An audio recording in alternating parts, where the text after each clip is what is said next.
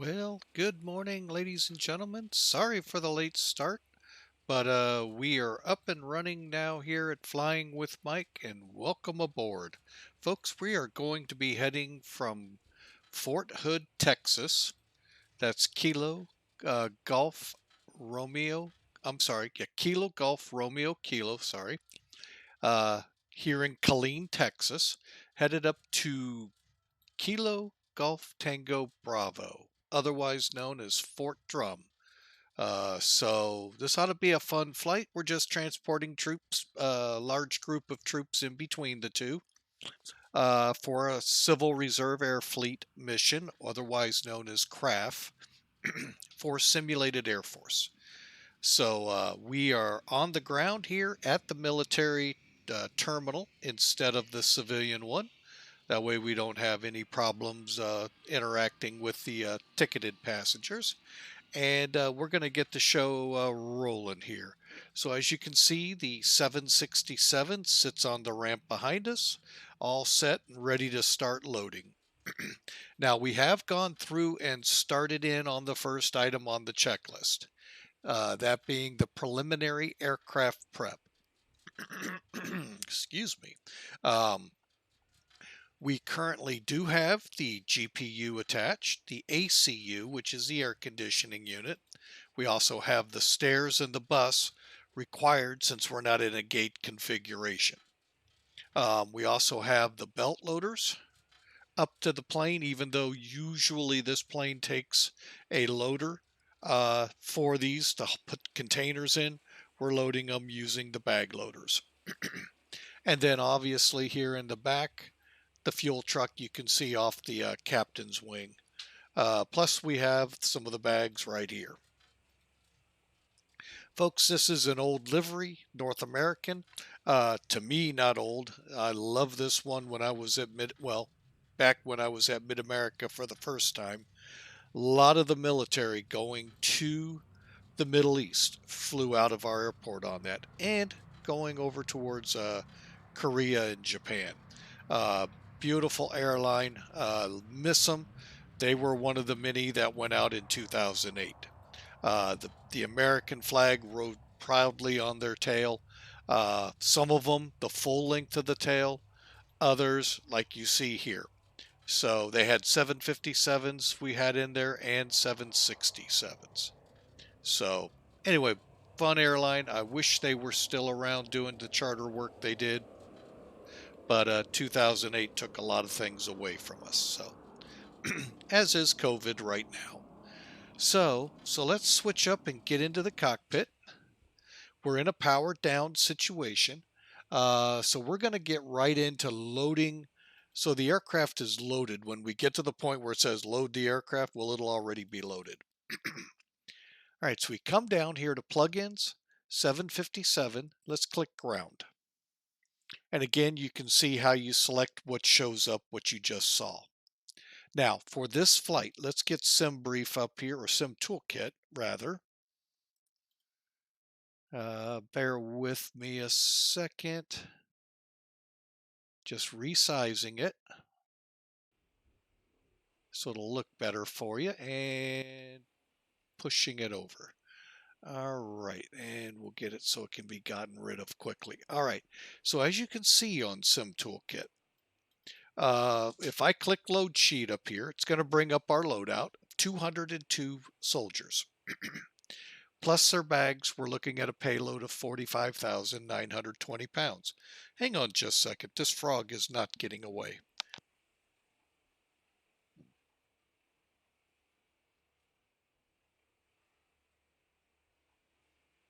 Okay, let's see if, oh, much better. Sorry for that, folks.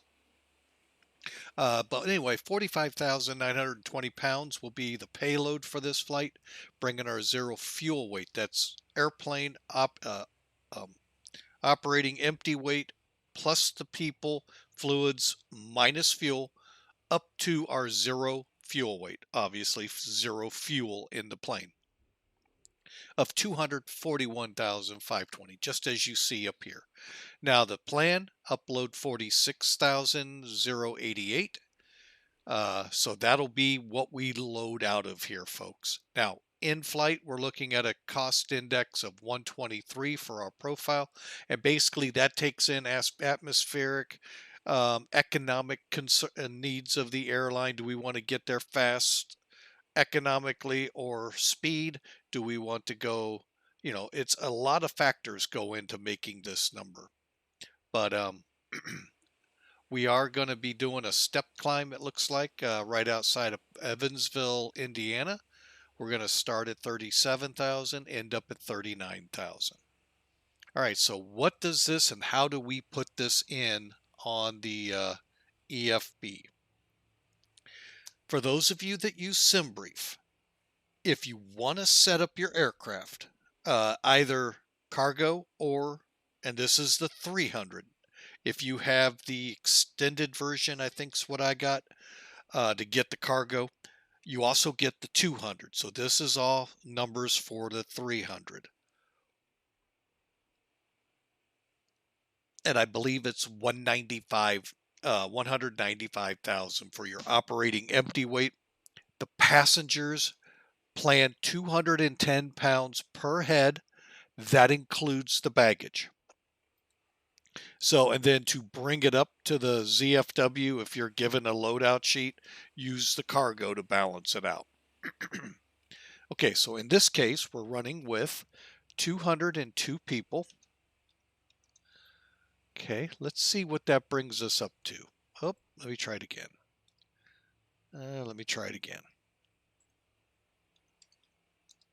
There we go. Okay, and our zero fuel weight, once again, was supposed to be 241.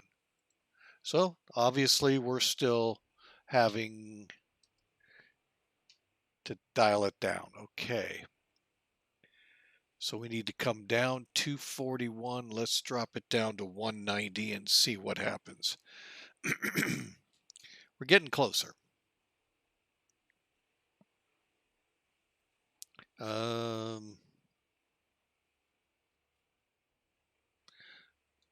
Let's go 180. All right, so we're at 241, and we need to come up to 241,520. So we should be able to go to 183. Okay, so I lied. Oh, and we got, what do we have here? Beast Hee 1. What are you trying to do? Well, we're loading the 767 for the mission. And again, thank you for following us. We do appreciate that. But yeah, we're trying to load up here. We're trying to get the ZFW up here to the correct level, and that needs to be, what are we at? 240,830. Let's do it the easy way. Let's add 700 pounds of cargo. Oh, enter. And that's close enough, folks. I'm not going to mess with it. And then once you have it loaded, always click Optimize CG. All right, so that'll move the people around and the cargo underneath, which isn't much, to get it for the CG. And I need to write that down. All right, so we're going for CG of 22.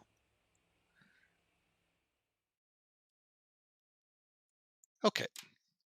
So the aircraft, now that we have the aircraft loaded, all we have to do is click load. And you can see the loading the plane right now. That'll take time. We move on to the next steps. Okay, so to power up the air, well, first off, let's do the safety check. We're going to kind of do like we do with the Airbus. And we're going to just kind of slide over that way. Let's make sure the parking brake is set, and it is.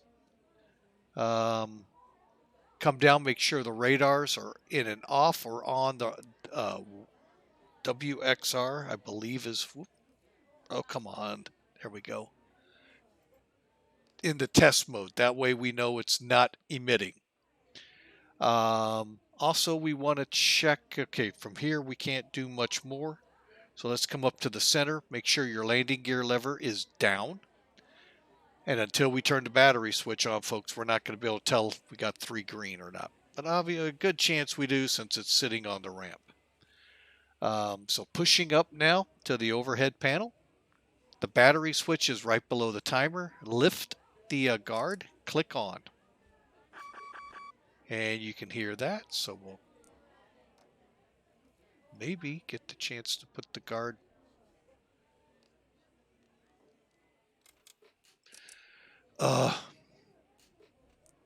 There we go. Guard's down.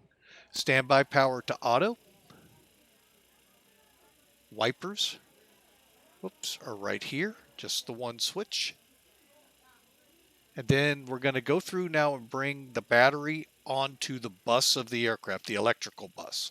So we push the bus ties. So they go to auto, left and right bus.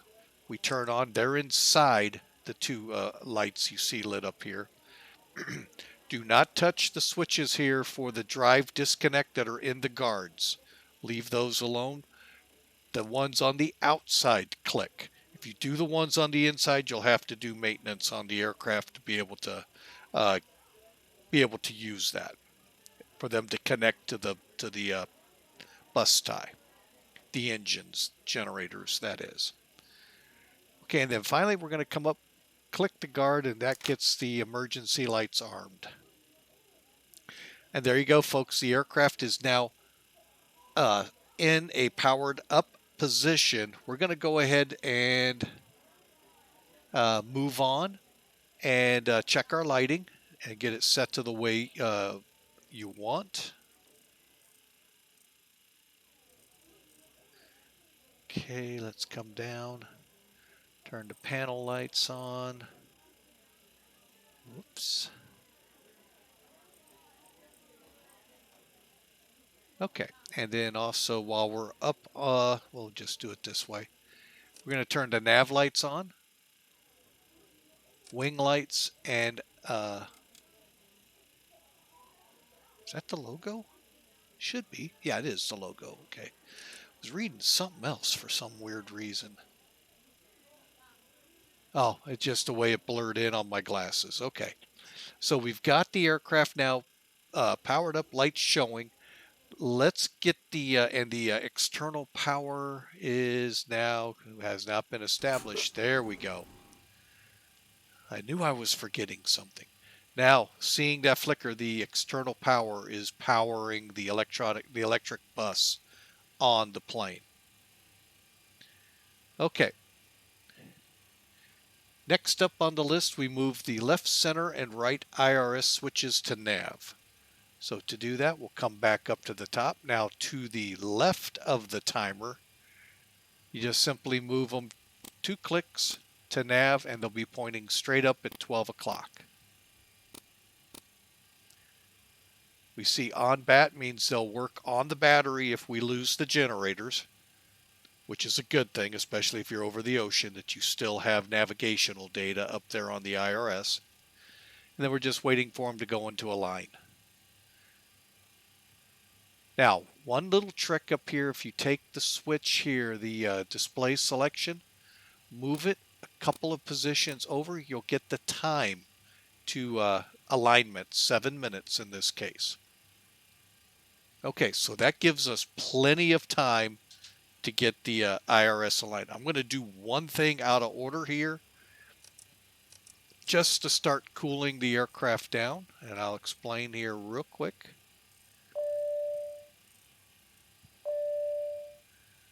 One of these days I'm going to learn how to get that flight attendant not to bother me like this.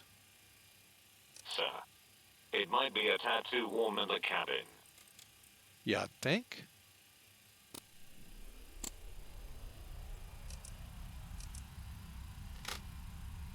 Okay. So what I've done, I've basically turned our cabin air conditioning up to auto. So it's going to use the air conditioning unit hooked in to help cool it down. Put it on auto here, turn the trim air, the recirculators on. The packs are on right now, and the isolation valves to help get that air moving, so he won't call back whining that it's too warm in the cabin. The airline, Beast He, well, just pop out so you can see. It's the old North American. They went bankrupt in 2008, I believe it was, between 2008 and 2010. Used to do a lot of charters for the military, at least that I know of. I know they did other things as well. First-hand experience working in the terminal at Mid-America, helping to get the troops over into the plane. So, all right, so back in the cockpit, we're going to come down now and start setting up the FMCs, or as this checklist calls them, McDo's. Yeah, I know, they're FMCs.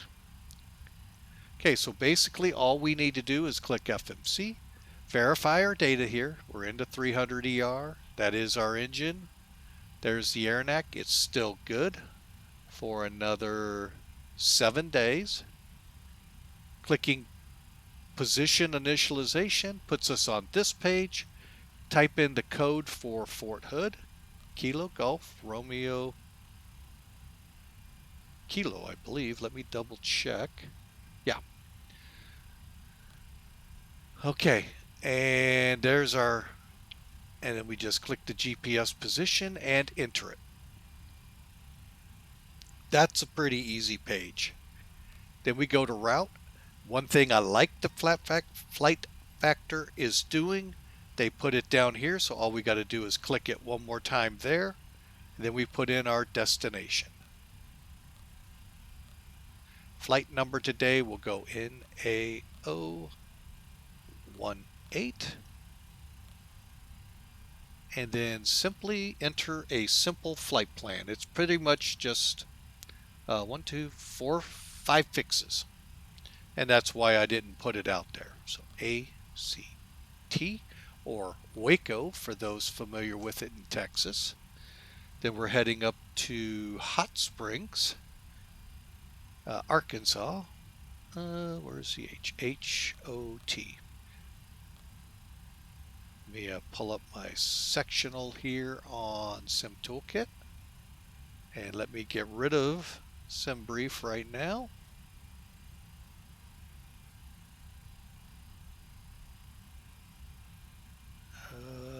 Where's Hot Springs?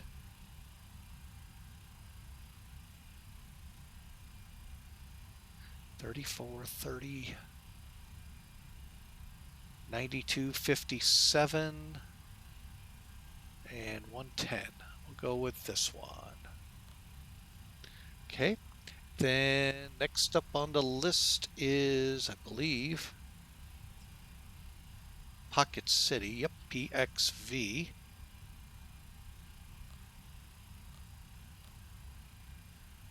Just want to make sure I didn't get them backwards. I did once. And as if anyone's seen the movie Johnny Dangerously, there's a great line in there. He'll get threatened and he'll say, once. My mother said that once. It was a great movie. Anyway, I don't do it any justice, trust me. CZ. Oop, I got it wrong. CF. PZL. Okay. That's what you get for going with your memory when you're 56 years old. Next up, let's click execute. Let's click route. We'll go ahead and, well, we're not aligned, so it's not going to be easy to do. But we can go to our runway weather here today. Hang on.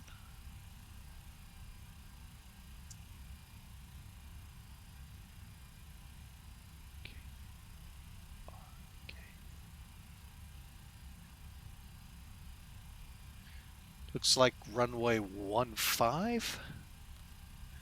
lamp 7, ACT transition, and then back to route. And basically we're going to only go as far as inputting this data. That does not seem right for our fuel. That is because somebody did not enter the fuel. That would be me. I do this every now and then. All right, so fuel load for today.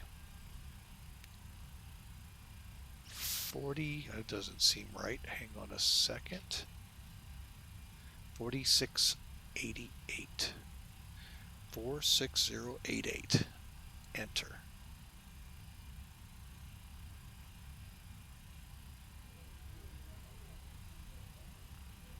Okay, so it's loading our fuel in. That's going to take just a little bit to get done since I have it set up as real.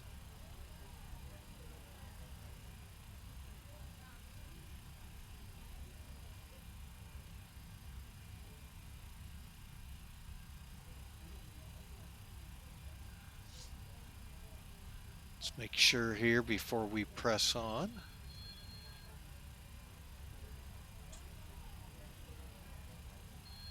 All right, here we go. Yeah, and it's loading the fuel as you can see right there. All right, we'll give it just a little bit. It's got 10,000 pounds to go. So hang on a second. I'll be right back.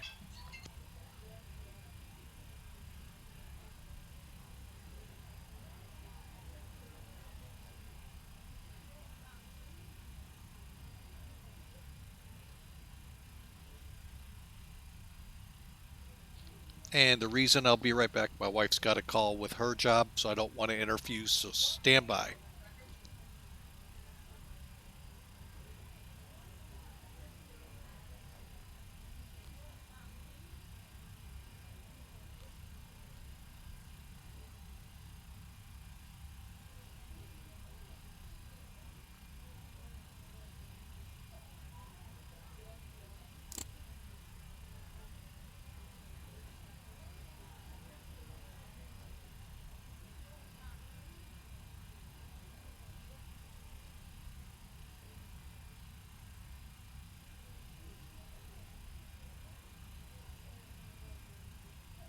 Okay, and real quick, we just aligned. As you can see, our PFD and Nav Data display are there. So we're just waiting on the fuel. We'll be getting that entered here momentarily.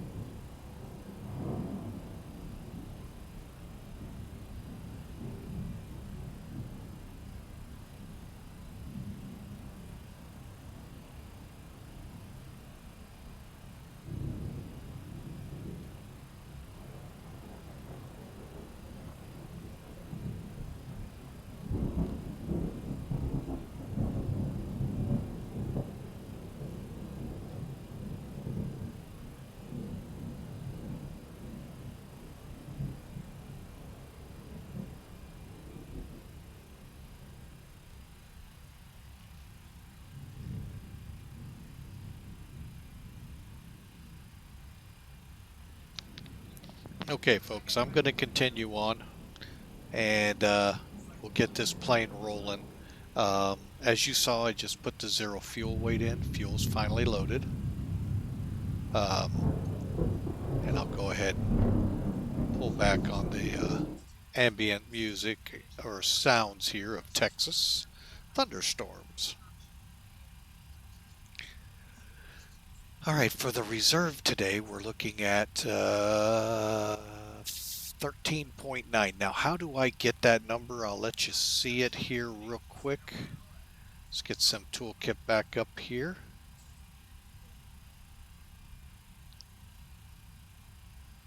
Okay, on Sim Toolkit, we'll get the load sheet out, put the flight plan up, come down to the fuel section. Okay, plan fuel. Now this is what comes from SimBrief. It's just we're able to interface with it here in Sim Toolkit.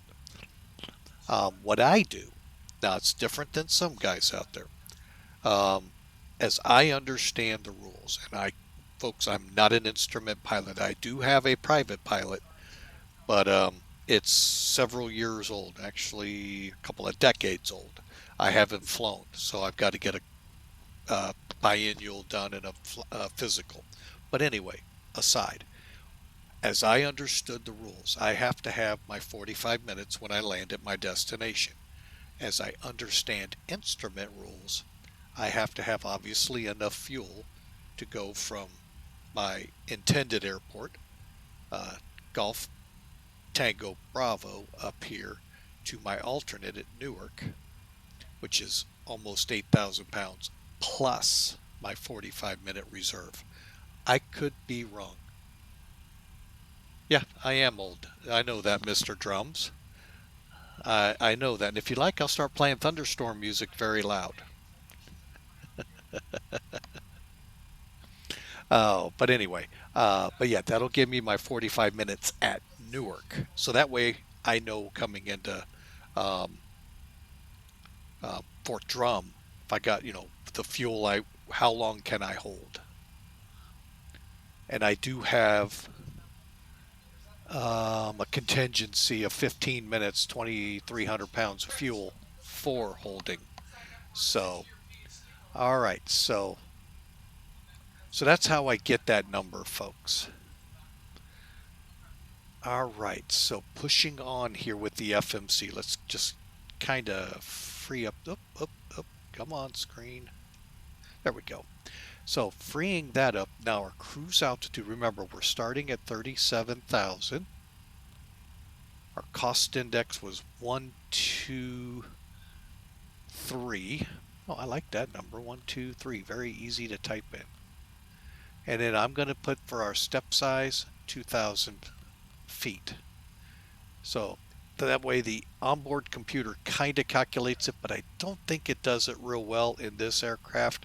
We'll see again on this trip. I can't remember the last time I had one. Okay, so we don't have an N1 parameter like some of the aircraft do. After this, we go straight to takeoff, and then I go straight to the next page. We're going to put the wind data in. We're showing 15012.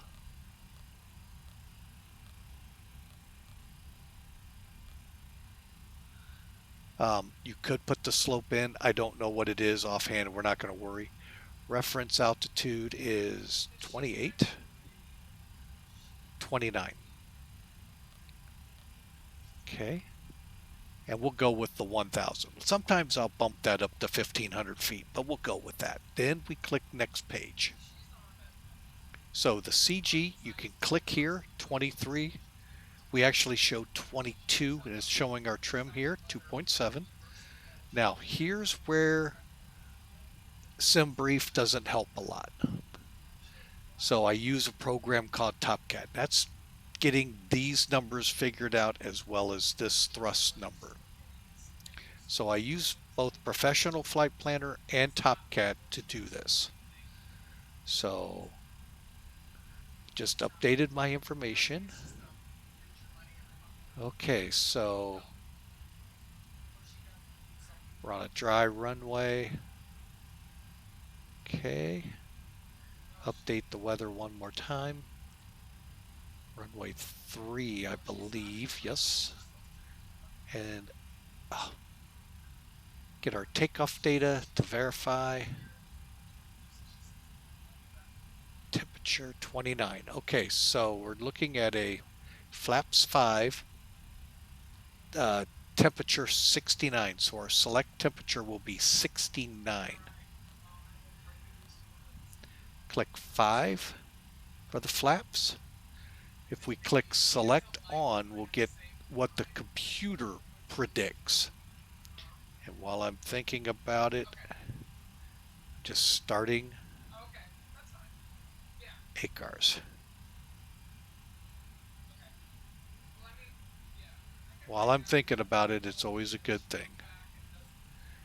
It's either that or I stop and have to redo everything.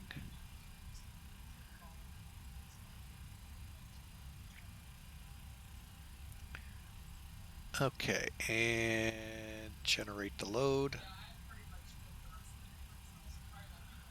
Altitude 370. There. We got us a nice low flying helicopter thumping away above us. Actually, I think it's a Chinook.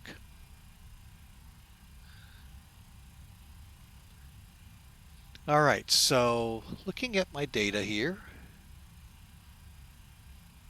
Now our N1 for takeoff should be 99.8, just to let you know when we're rolling, we'll look at it. We should have 2,000 feet of runway left. So V1 is 138. Oh, they're way off. That or my information is way off. We'll go with what I have here, 140. And finally 145. Okay, gross weight of 287. That's not what mine shows. Oh, that's just lovely. Okay, so there we go, folks. The FMC is now programmed. So we're going to press on now to the cockpit prep. Actually, we're going to move right into the center panel, then we'll go topside. They like to do that when we taxi. Let's do it now so it's out of the way. We're going to set the speed to 155. I do V2 plus 10, V2 being 145. Heading on the runway is 153.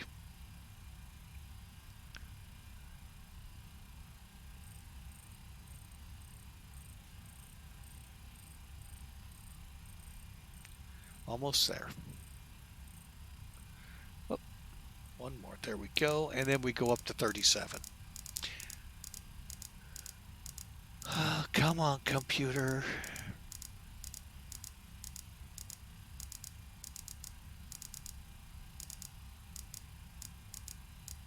Okay, we'll turn the flight directors on. And then we're done with the center panel. We're going to head up top. And I'm going to go ahead and get rid of this. Now what we can do is go up to the first to the display, select 2 clicks till we get our, that's down on the mouse, to our position. Then we come down to our yaw dampers, turn those on. Electric engine controls, make sure they say norm, and close the guards.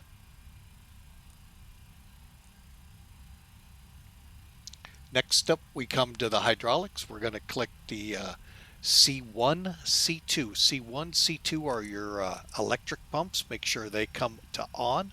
We leave the engine pumps off for now, and we'll go ahead and switch the demands to auto. And folks, if you're a real world 767 pilot out there in the chat room, you see me doing something wrong, that means this checklist is wrong. Cool. Let me know so I can fix it. And then do it right the next time. Okay, so you can see what we still have open, which is basically everything up top. We're just going to come down this panel. Okay, we're on batteries on, standby power's auto. We're on the external power. Bus ties are on. Utility ties are on. Gen connects are on. They're showing a fault because the engines aren't on. That's the actual generators on the engine. We're not going to start the APU just yet. That's our next checklist item after we finish the general overhead panel. There would be a cockpit voice recorder check here, but Flight Factor has not modeled it. Come down, make sure our lights are off, and our panel and floods are set the way we want them. Next panel, we come down. Start with the cargo heat, turn them on. Coming down, we're going to make sure the engine starts. I will set up to being a even day, will be on the even number 2. And these are in off. Fuel pumps are for now off. Anti-ice is off. Wipers remain off unless it's raining outside and you want to turn them on. Position, wing, and logo light, even though it's on the other panel, all on. Landing and all landing lights are off. And it's very hard to tell. The switches, as you saw, go down even further than they show here. Excuse me. Next panel. We're going to turn the windshield heats on. Now you would, if you're in the LDS, maybe the real one, check your UHF. Make sure we have the static heat coming through, and we don't. They don't model it here. And then we're going to go ahead and turn the no smoking on and seatbelts. Really, folks, before you start fueling it, that no smoking should be on. Today's aircraft, that will more than likely have been removed, the faceplate, replaced with no electronics. Coming back now to the pressurization, make sure we set for 2. Again, what I do on an odd day, I put it on 1. Even day, I put it on the even number 2. Same thing with pressurization, just rotating them back and forth so they get pretty much equal use. Now, field elevation. At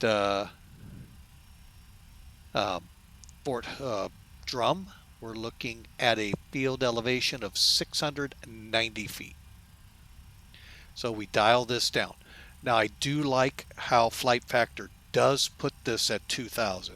That way, you're not coming up from 0 or in that ballpark all the way up to 2,000 foot for, like, say, a Las Vegas departure, or if you go to Bogota, it's 8,000. You're kind of already there. Helps you a little bit. So let me get to 700 and look at my figure to make sure, since I distracted myself. 690. There we go. Coming down, equipment cooling should be in the auto position. And the cabin lighting as you want it, charts, same thing, and the dome. Logo lights on, and I just kind of set these to 12 o'clock. Coming down the next panel, we've pretty much done it all already so that we could start cooling the cabin down and getting that flight attendant to quit whining. So your forward, mid and aft cabin, make sure I put them at 12 o'clock auto. Trim air, left and right recircs to on, and your air supply to auto. And I turned the packs to auto. We're going to have to turn those off to start the main engines. And then the isolation valves and the APU isolation are all turned on. There you go, folks. We have the aircraft in the ready, prepared, and ready to go. All we got to do now, start the APU and get rolling. So that's what we're going to do. So one thing the 767 and the 757 aircraft do that I really love is this panel right here. Instead of having to go down to your lower cam, switch to fuel, there, look at it. It's right here, right at your fuel panel. We have no fuel in the center, so all we got to do is turn the left and right pumps on. If we had fuel in the center, these would have been saying press, and we would have done so. But all we got to do now is turn the APU to on, then start, and then I am going to come down and click status, and we can actually watch it fire up.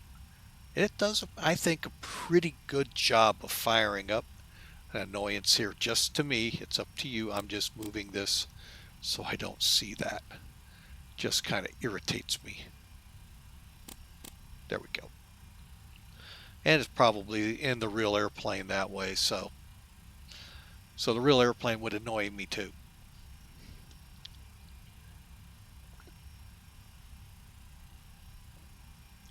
All right, looking at the APU, we're up through 80% now. You can see I blew it up right here for you so you could see. And I heard the switch just click off. We just reached 100, so let's get back up top. And we are. So now we can click the APU gen and come off the external power. Also, we can click the APU bleed, bringing us off the ACU unit. And what we're going to do now, come down here. Actually, we're going to go outside. We're going to start cleaning this up. Hang on. Try to get you the best view of what we're cleaning up here. I think that, yeah, you can see the yellow line. All right, so plugins, ground. All right, so we get rid of the LSUs, the stairs. Let's first close everything up. And just for those who do work with the 767, make sure you remember the door goes up. It doesn't come out and over or out and slide over. It goes up into the cabin, up above the entrance. So something to be mindful of. Let's see, fuel truck can go away, GPU can go away, the bus can go away, and that can go away. So all we've got left, folks, is just the chocks for now. And you can see that right there and on each of the wheels. All right, so we'll be right back to that here momentarily. So that takes us into pushback, folks. And like I said, we got all our doors cleared. I'm going to go ahead and call better pushback.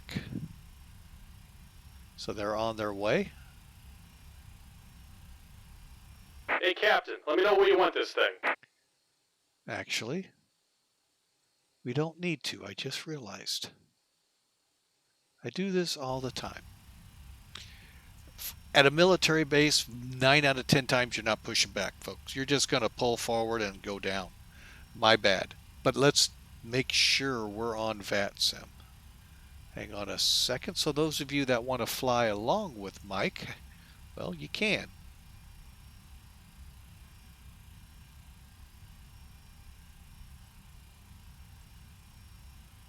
And I am not. Nobody's in Killeen. All right.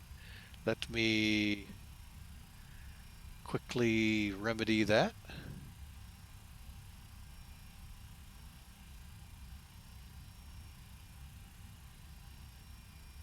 All right, so we are in the final process here of getting loaded. We're just putting in our departure time.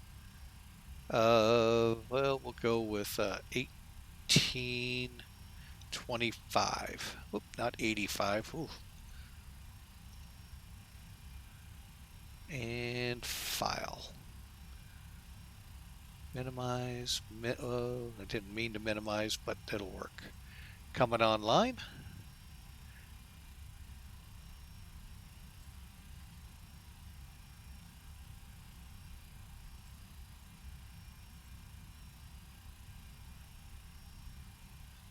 And then we just reach for our flight plan, fetch. Now, why does it load there? That's weird. Okay, making sure everything looks good, and we're going to go with it. Okay, so flight plan's filed.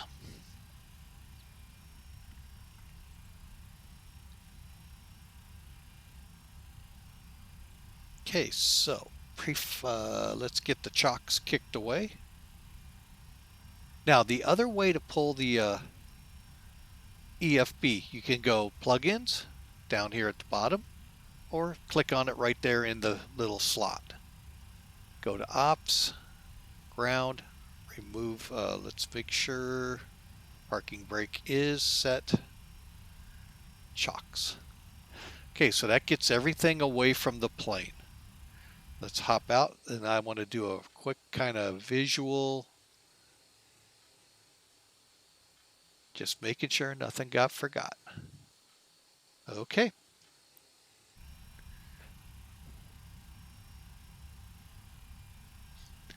All right, so continuing on, left and right packs are on. Tow vehicle, we're not going to see the ACARS program. We'll make a check of that here. And we are showing on the map. So folks, let's get underway. So what we have to, why do I turn the parking brake off to, oh, that's pushback. Okay, so first thing we got to do, beacons. Beacons are coming on.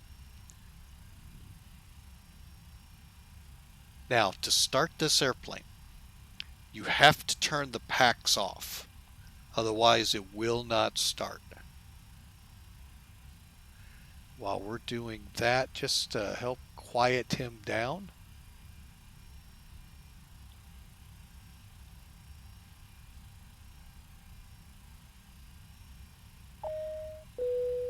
Ladies and gentlemen, get through a couple of these real quick. We'll get to the safety demonstration here. 767-300 airliner. If you haven't already done so, please throw your carry-on luggage underneath the seat in front of you, or in an overhead bin. The flight crew will do everything possible to make your flight comfortable and enjoyable. Xplane.org, Step to Sky, and Flight Factor wish you a pleasant flight experience. And then finally, Attention all flight attendants, doors automatic. okay, and then finally, while he's working that one, Ladies and gentlemen, we request your full attention as the flight attendants demonstrate packs are the now safety off. features of this aircraft. When the seatbelt sign illuminates, you must fasten Parking your brake seatbelt, on. insert the metal So to fittings start one the into engines, you other, come and 2 tighten clicks by to the pulling on left loose end to of the strap. To GND. release your seatbelt, lift the upper Then you portion just of the watch buckle. We here, suggest that go you to keep your engine. seatbelt fastened When it throughout the reaches the flight, as we may magenta line, experience turbulence. you can turn the fuel The control Boeing lever on, 767 has 8 which is emergency around exits. 20.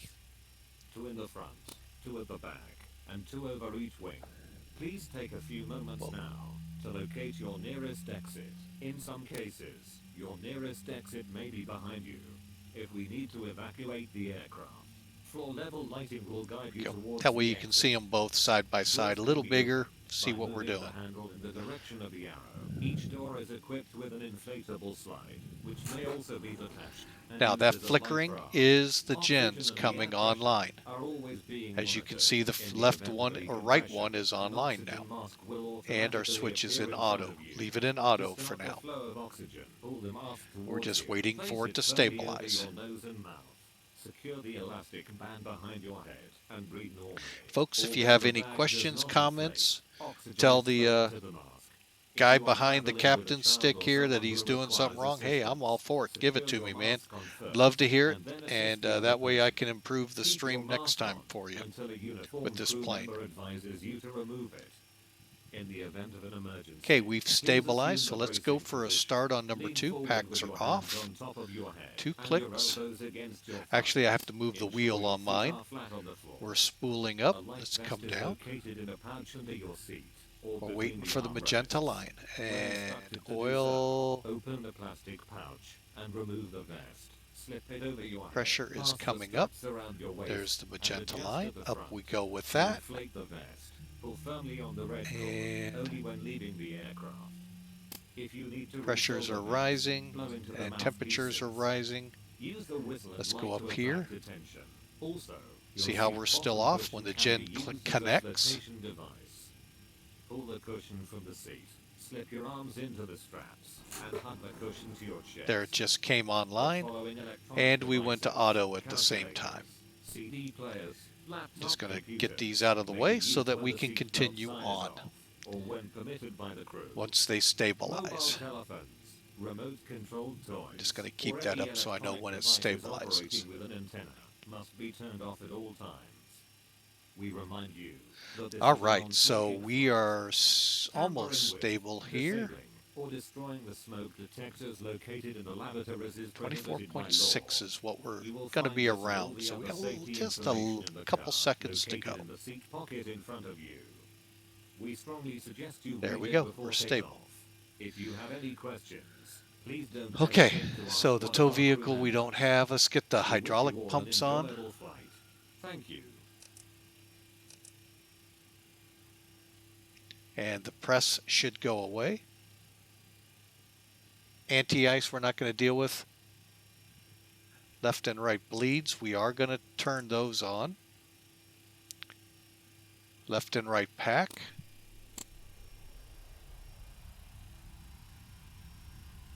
APU bleed can now be turned off, as can the APU.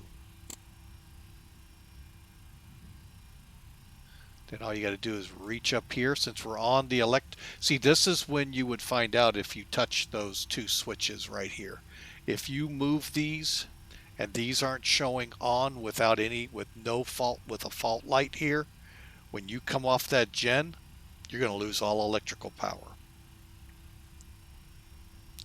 But it's going to take a couple seconds for the gen to spool down. Let's see what kind of warnings we have.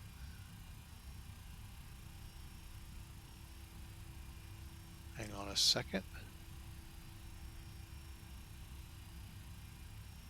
Why do we have RF?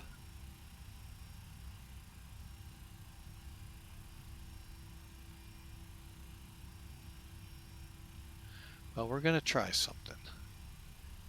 It may not let us.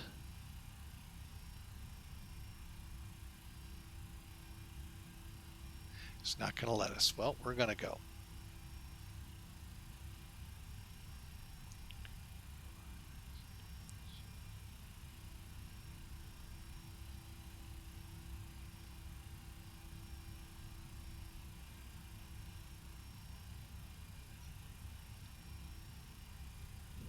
Okay, we're going to spool down. Hang on a second, folks. CPU off all the way. Almost. Don't know why they're doing that. They seemed okay before, unless I missed it. We're going to fire up the APU. Do a quick fix on the fly here. We're a slight delay here.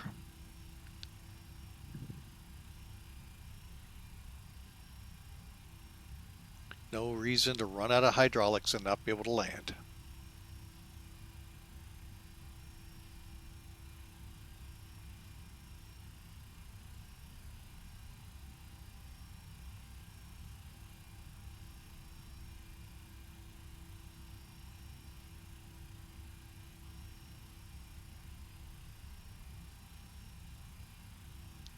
Almost there.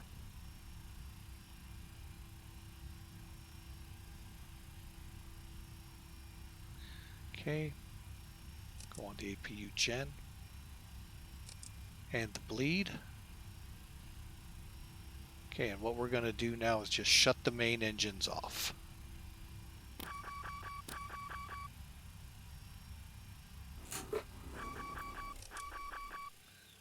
You're supposed to be on.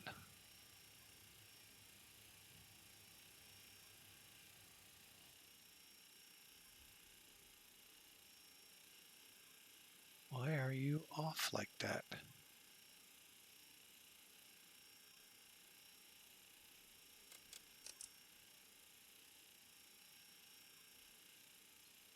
Oh, come on. Really?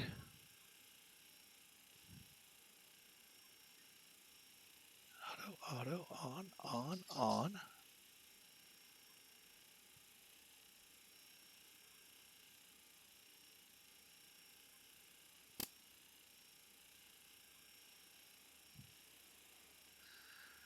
Oh, this airplane sometimes is aggravating.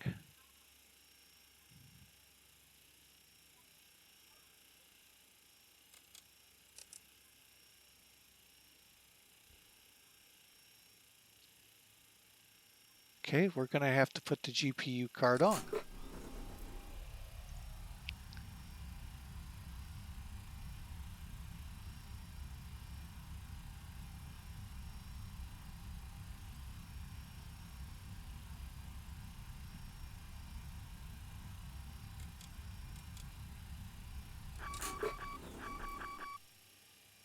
It's not taking the engines. Oh, great. Okay, we're going to stay on this for a second. Let everything spool down, figure out what's going on. Because we're going to have to reload everything. I gotta love it. Holy mackerel.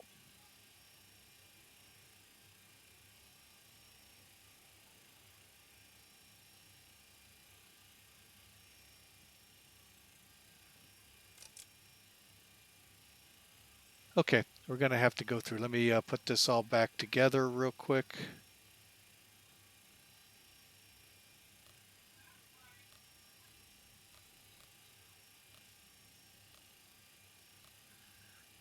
NA018.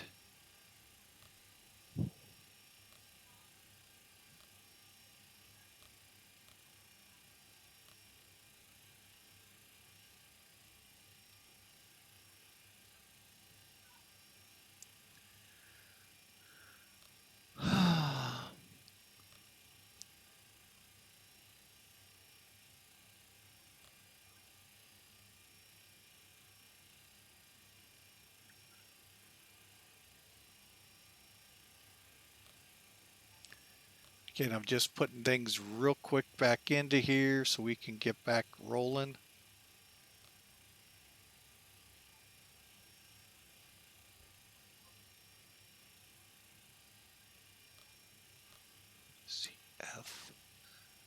CFPCL.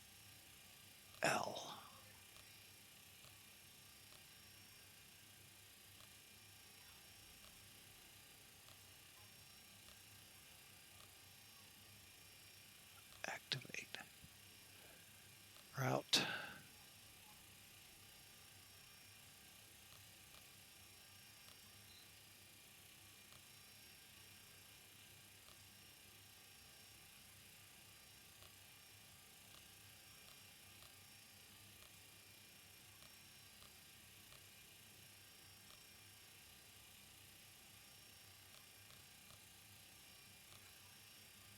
Okay, we're almost there, folks.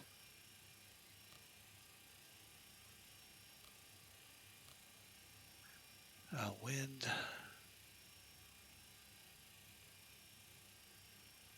150 at 12.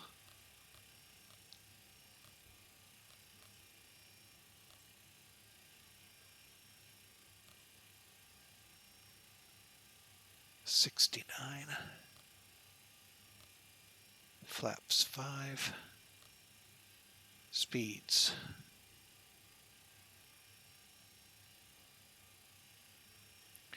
140.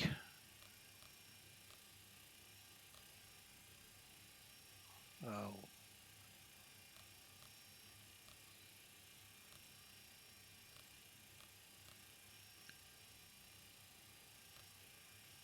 $145. Okay.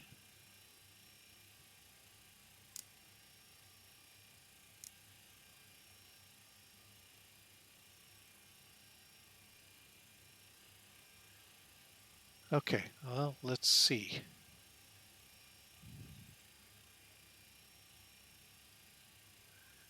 All right, so what we're going to do,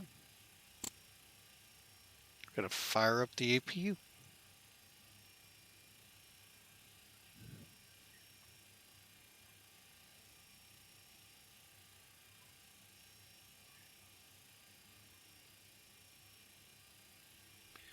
Okay, we're trying this again, folks. I had this problem once before with it, but that was because I played with the Gen Connects.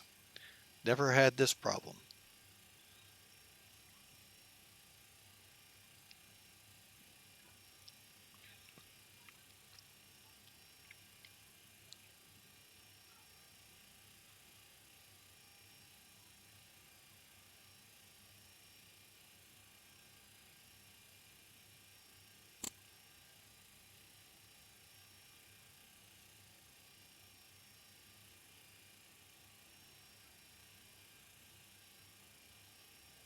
Okay.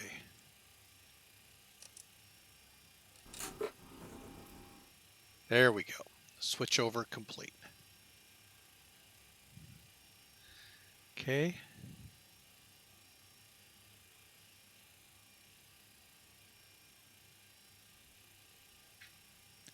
Really weird. Okay, folks. Well, I do apologize for that slight delay. All right, so where were we? So we just fired that up. Let's get the engines going.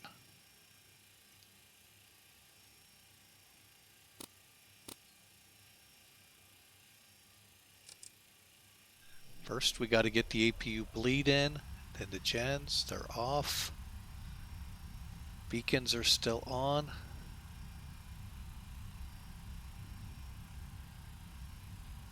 Okay, so we'll turn the Pax off and get the engines refired up.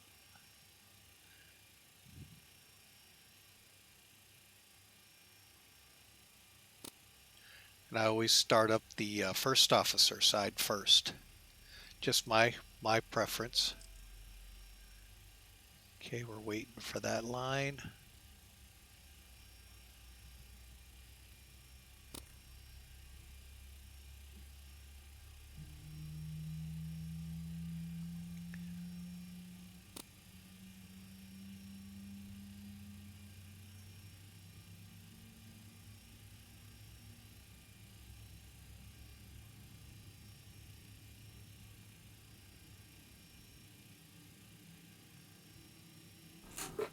Okay, there goes the gen connect on.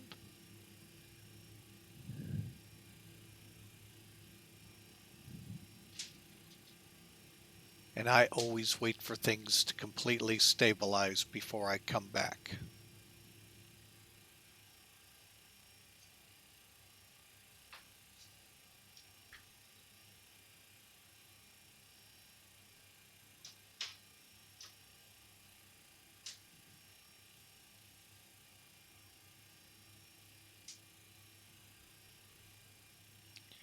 All right, just about stable.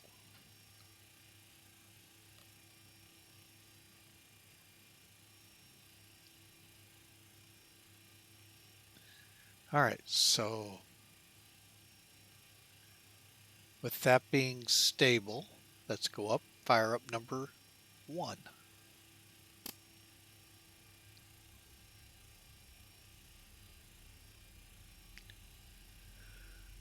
Okay, just so I can see it better, folks.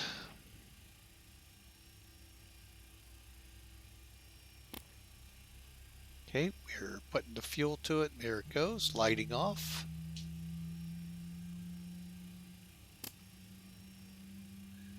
There's the light off. You can see the temperatures rising rapidly. And we got a little ways to go, but we're going to be stable here momentarily.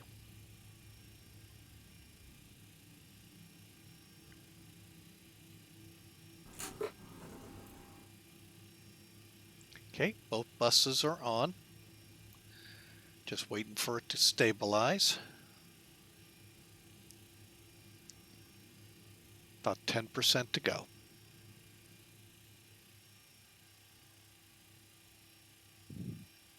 And then basically, folks, we're going to start the hydraulic pumps again. Left and right engine bleeds will come on. Left and right packs will come back on. APU bleed will go off. APU shut off, and then the generator off.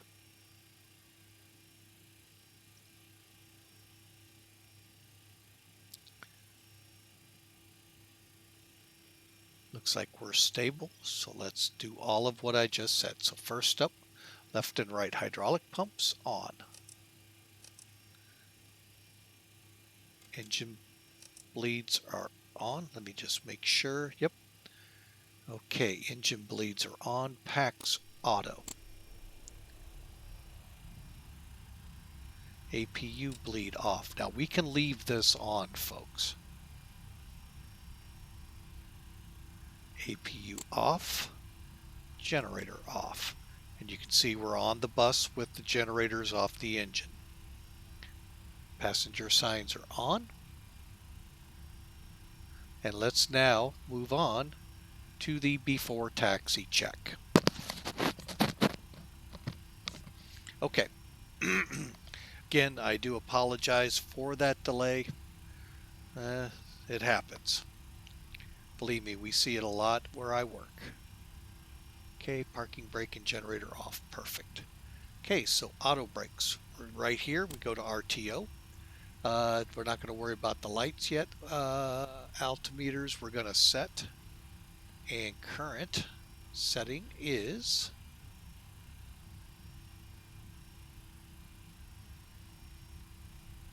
So I got a feeling we might have got a new one. 2994. Okay. Where are we at? Okay, now one thing I do want to show a little bit here. Okay, as you can see, we're 2992 here. We're going to get lucky. And we're well, no, you can't really see it. And we're 2992 here. Okay, so we're going to set it to 4. Now, to cheat, to do it the easy way, you would go over to the first officer and set it, or this set screw up here in the upper left corner of the altimeter, there's that arrow, click on it. Now when we scroll over, it'll read 2994. The only one it doesn't affect is this one, your backup.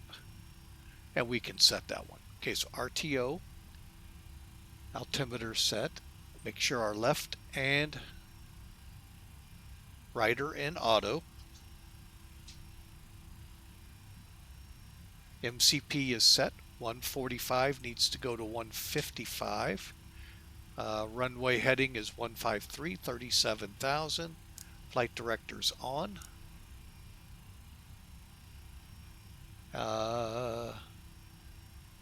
Now, I'm going to just kind of tilt down to set our trim. Actually, can't really read it from here. I don't know if it'll show any better here. It's pretty much set. We just need to come up a little. It's about right. You got to kind of interpolate here, folks. Okay, now the EFIS system. That is these controls here. These basically are what we'll see on our nav displays. So decision height. That'll be our decision height for returning. They need to be at 200. Range at 20. Set them both to 20. Mode on both of them set to map. That's all the way to the left, back 1. So it's just move it till you see map, and this is what it looks like. It's an arc with the route on it.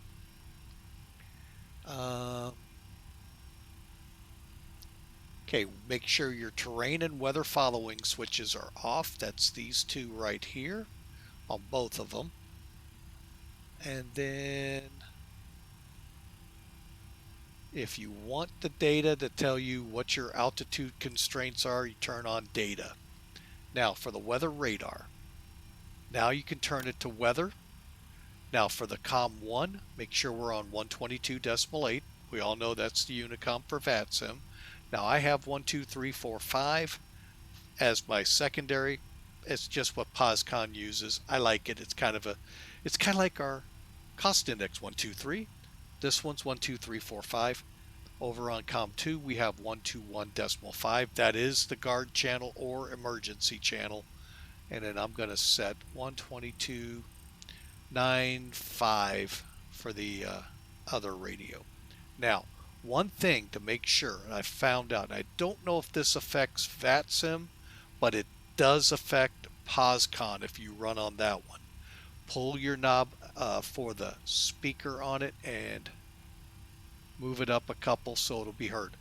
The big thing is, though, is to make sure your mic is turned on. Left mic on. Otherwise, it won't transmit. Flight controls. Hang on a second. Here, let me look out the window here. I'm even going to cheat. I'm going to get my head right up against it. There we go. Swing around. I can't see the wing. So guess what? We can't, how do we do a flight check? Well, here's how the pilots do it. Okay. they switch to status. I'm going to blow it up here. You can see all this lovely data up here. We've got the hydraulic quantities, which were RF before, fuel flow rates, our pressure on our hydraulic system, the status of our APU, which is now shut down, oxygen, the bulk cargo temperatures, our brake temperatures, which better be 0 since we haven't moved, and most importantly, what we're about to check, the control surfaces. We can actually, they should be moving when I do this, to the right, to the left, and to the right. Then down, up, and then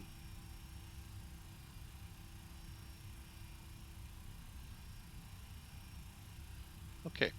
And if you want, come on out to the plane, set it up so you can see the elevator in the back moving, as with the ailerons and spoilers that they use. There goes the rudder. Okay, that's how, because like I said, folks, they cannot see. Now, some airplanes have a switch in the cockpit that allows either this display or this display to switch to this view, so they can see off their tail how they're fitting on the, especially your 747s, A340, 600s, probably the A380, and larger aircraft, so they can see, one, how they are on the runway, and some even have a camera underneath the plane to see how the wheels are tracking so they don't go into the grass. So, well, we're ready to taxi. So let's get things moving here. Weather radar breaks off, taxi for the runway. Once we get to the runway, we just have a couple more things to, we'll go ahead and knock a couple of them out. Speed brake is off, and our runway and taxi lights are coming on.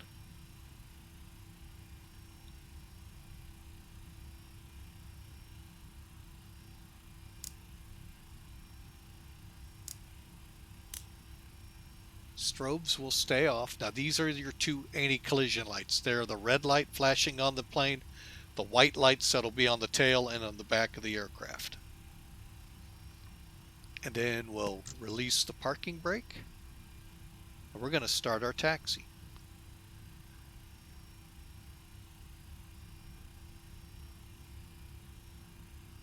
And we'll go to that view.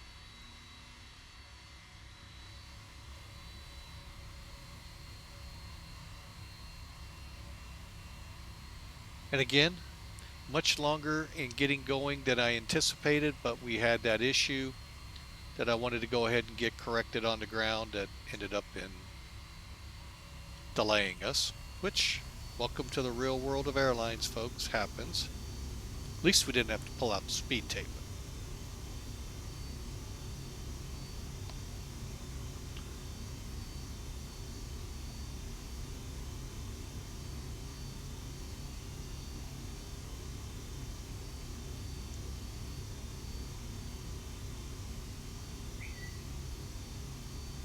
Okay. Making our way over to the taxiway. And they wouldn't be able to do that, folks.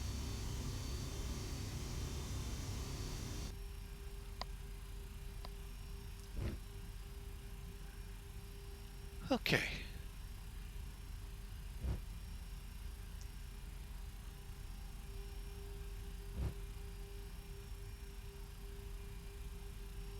Let's go ahead and get our engines on, and just a little bit of a taxi up to the end of the runway. But folks, if you like what you're seeing, we've already had one follow. Beast, he won. Thank you so much for following us. And Hudson ARCs followed us a couple days ago while we were up in Alaska. We appreciate you all for joining in. Hope you enjoy the broadcast of this stream. So we're taxiing out now.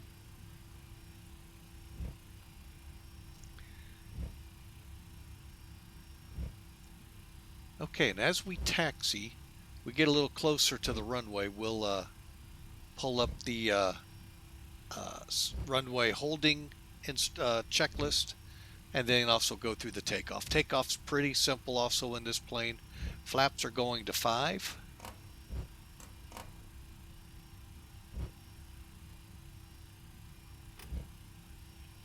Huh, that's interesting.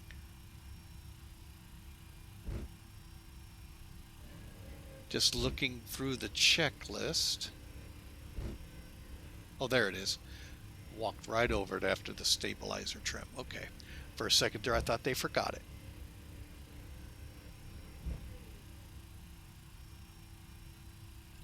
And as you can see, folks, looking at our nav display, our takeoff will loop around to this intercept point and fly up to a VOR. I believe it's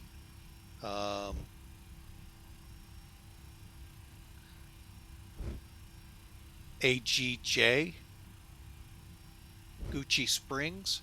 Then we go up to Sonnet, over to Waco, and then on course. So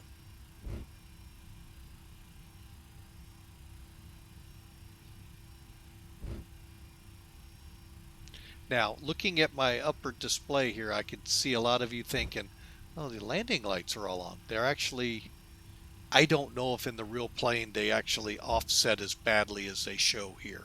So they actually are off.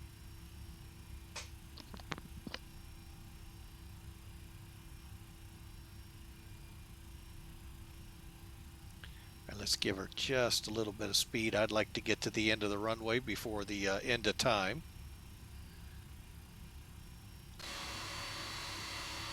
And meanwhile, we'll just take a look at it. And again, folks, for those not familiar with this livery, this is an airline that is defunct now. Was a military air charter. It was an air charter company. A lot of military charters flown by them. I saw a lot of them out at Mid-America going to the sandbox or Afghanistan, Iraq to get our troops over there, and would have brought them home if they were still in business. So really love this airline. I was so glad to see the when I bought the extended version, I bought the livery pack, and it was one of them. Very ecstatic to see that airline. It's hard to find, and I always love their signature, that American flag on the tail.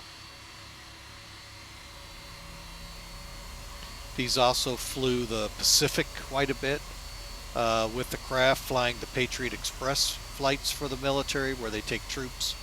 There's a round robin that they do from McCord or Travis or March, and they work their way through Alaska to Japan, maybe Korea, arc back over towards Guam and company Hawaii, back into Travis or whatever base they start at, or reverse it. And they did a lot of those as well, along with ATA and a few other airlines, World and so forth. So, but I really love this airline. The people I always talk to with them, nicest people in the world. It's a shame the airline, well, had to go and went away. 2008 gobbled a lot of things, folks. A lot of trucking companies went by the wayside. A lot of industry went by the wayside that year. And I'm not going to jump into the conspiratorial mood that I feel like I need to, but I'm not going to.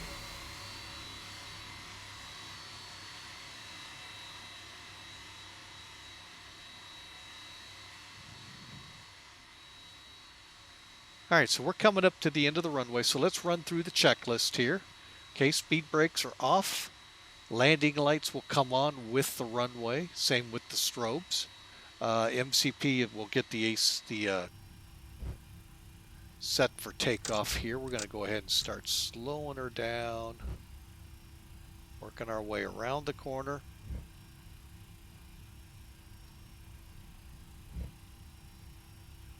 All right.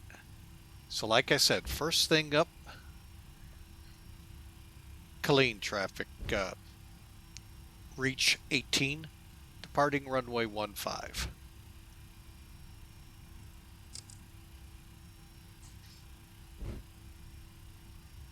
Alright, so we're coming up to the runway. Strobes are on.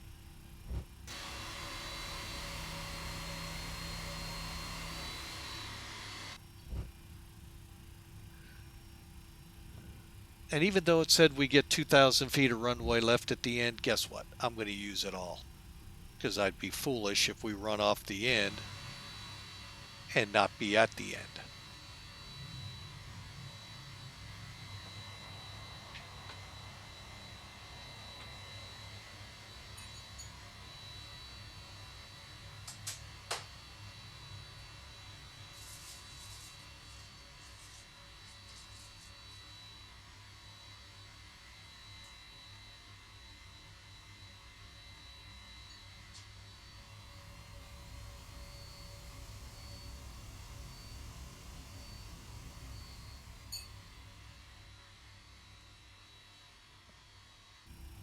All right, I know many pilots are like, man, I wish we could do that. All right, but they're so good, you know, they can line them up with no trouble. All right, so strobes are on, auto throttles on, LNAV arm,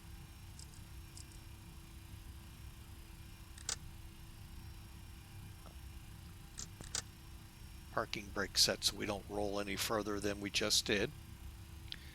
Okay, so basically again on takeoff, we're going to make a right turn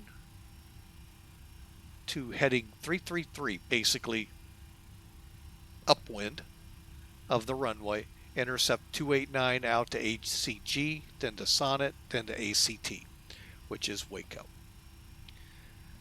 All right, so landing lights on. Throttle up. We're going to be throttling up to basically 60%, which is about even with this line. So that's a pretty even feel for it. Once we stabilize, release the brakes. V rotate, we'll pitch to 15 degrees.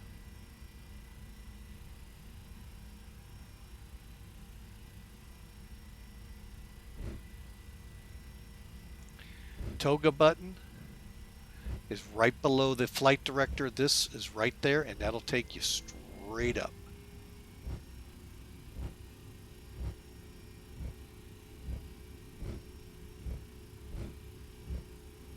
You still got to move your throttles if you got, like I do, this Tech X52.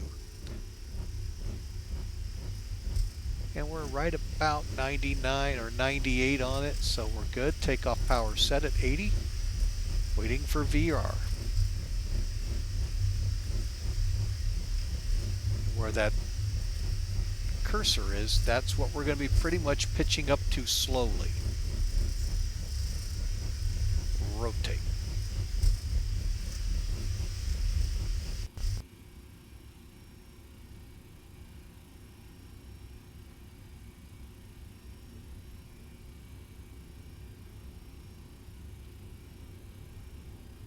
And by the way, folks, I put a lot of trim in to get it to do that. There's our turn, and I'm going to go ahead and let the autopilot take that turn.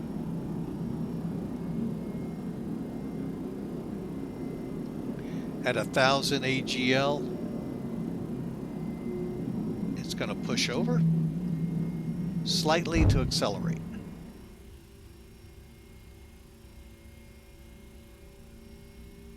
And we're going to go to climb 1. Which basically just powers us back slightly. Okay, landing gears up and off. See us coming around here on the corner. That's why I did it, so we could just stay in as tight as it shows. And I'm going to move us to 333. Actually, I'm going to, I don't know, we'll do it. And then what it's going to do is the computer is going to fly us, like I said, upwind.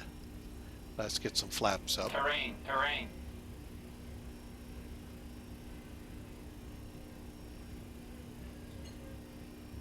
Okay, let me just see how we're doing on the other one. Flaps up. Hang on just a second, folks.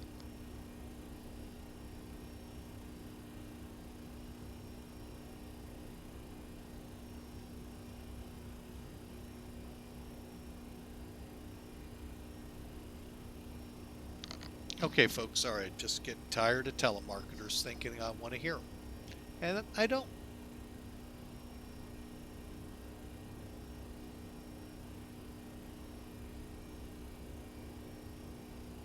Alright, so here we go, folks, making a turn at the intercept up to ACG, or ACJ, I believe it is. And we're starting to get into the clouds.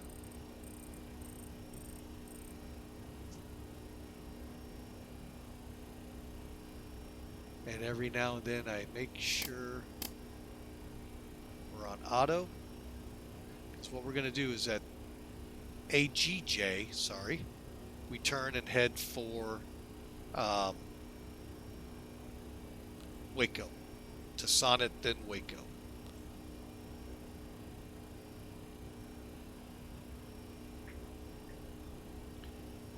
Okay, let's take a look outside the plane as we're climbing up. Make sure flaps are all the way up. Final checks.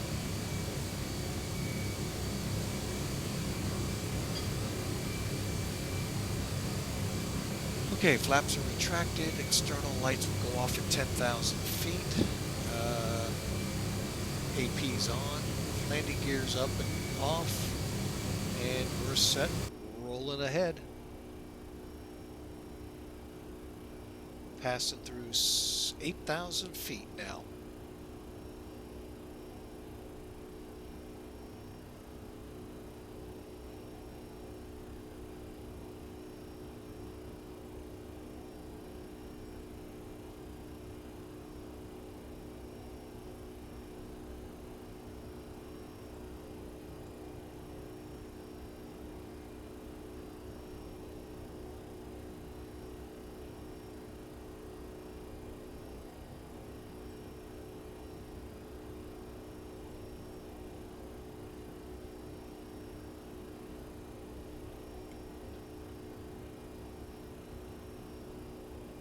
Okay, so we're above the weather here.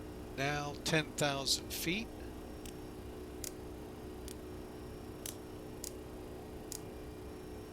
As you can see, we nosed over again a little bit. That's so we can build speed up. Lights are off.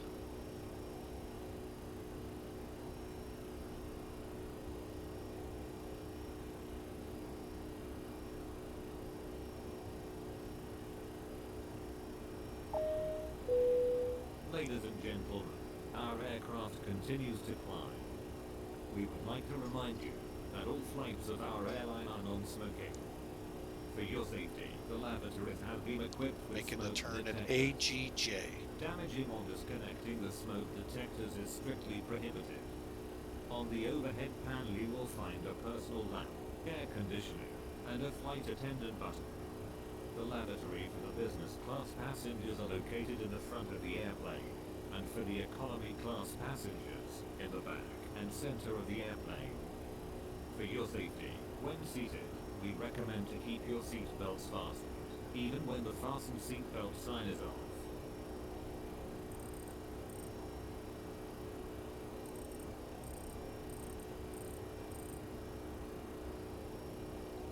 Oh, I need to go in and make some changes.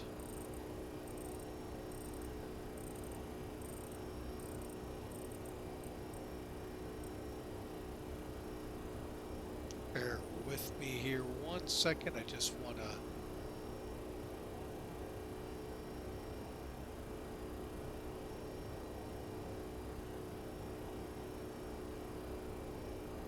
Okay, just make that quick change.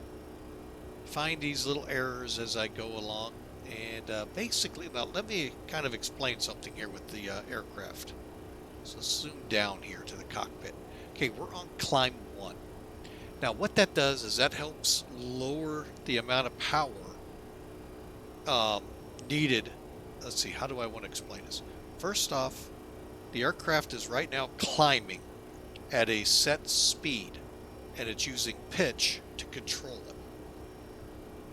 So what the climb 1, climb 2 is, it sets the power back to a predetermined, well, whatever the predetermined number is for the conditions.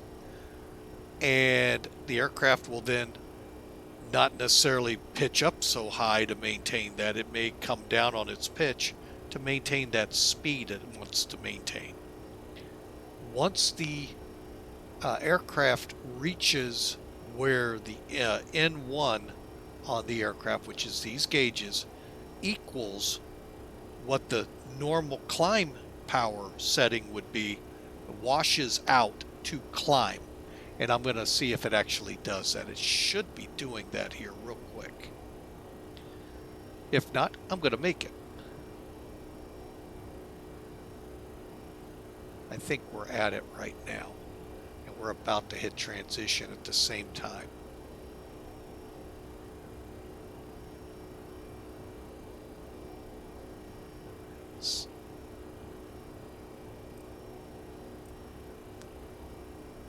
Okay. Same thing, folks. We're just going to hover over that set screw and set it. And then I'm just going to push. It's going to actually go up to 100 force. We still had some altitude to go. Oh well. See how it's now throttled up a little? So, and we're not climbing.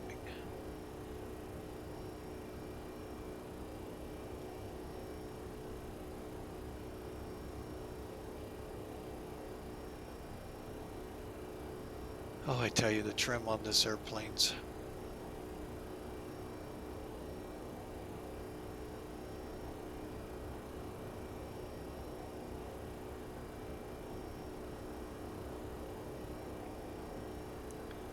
I didn't even realize what we were doing. Our speed was never rising because the trim was still set what I needed to take off, because 2.7 didn't do what it said it was going to do.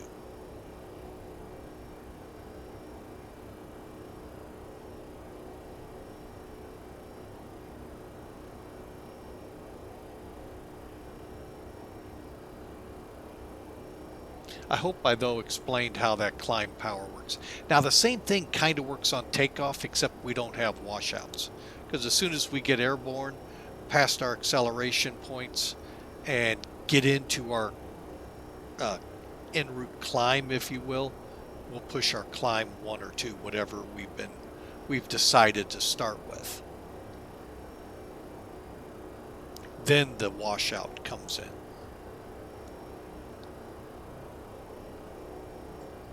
I just haven't ever figured out how to do the TO 1 and 2 like you can in the Boeing 737, 777, 747.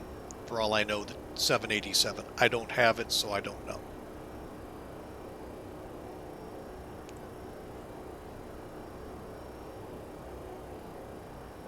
But we are on our way, folks, for Fort Drum, coming up to Sonnet.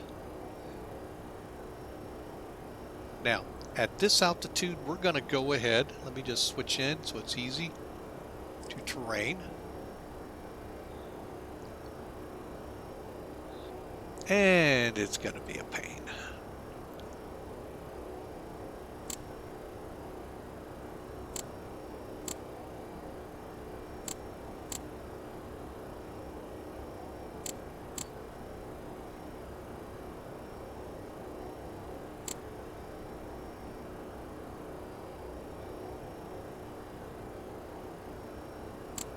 I think I could get out to 40. Yep.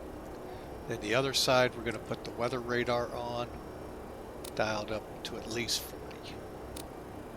Because we do have weather we're going to encounter. So we'll leave things set like this. Folks, we're on our way.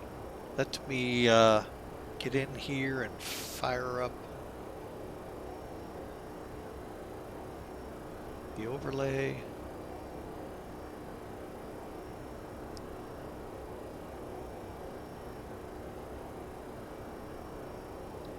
There we are at Sonnet. You can see Waco coming up here on the nav display. And we're going to go ahead and fire some music up here. Hope you enjoy the ride, folks. If you like the stream so far, and again, I do apologize for the the problem we had at startup. But by all means, folks, if you liked it, go ahead and hit follow. We'd sure love for you to follow along. Welcome aboard, Beast. He1. Hope you enjoy flying with us, folks. In the lower right corner is our Discord channel. Feel free to join us. We'd love to chat with you on and offline. So for now, thanks for flying with Mike.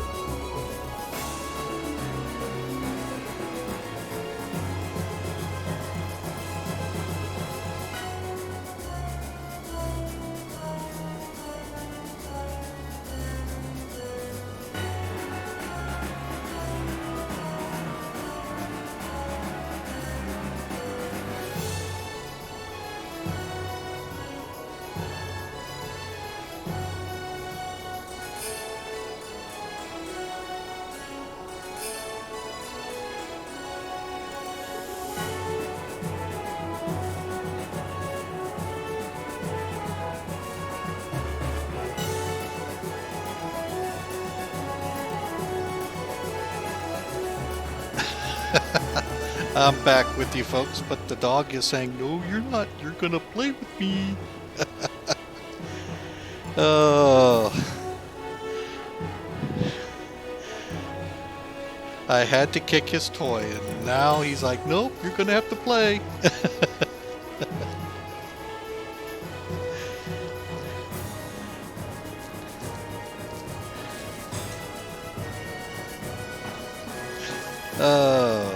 But anyway, folks, we are on our way. We're reaching the top of climb here shortly. And let's see, I need to set... I like to try to keep my heading pretty close to what we're on course for. Whoops. There we go. Alright, so...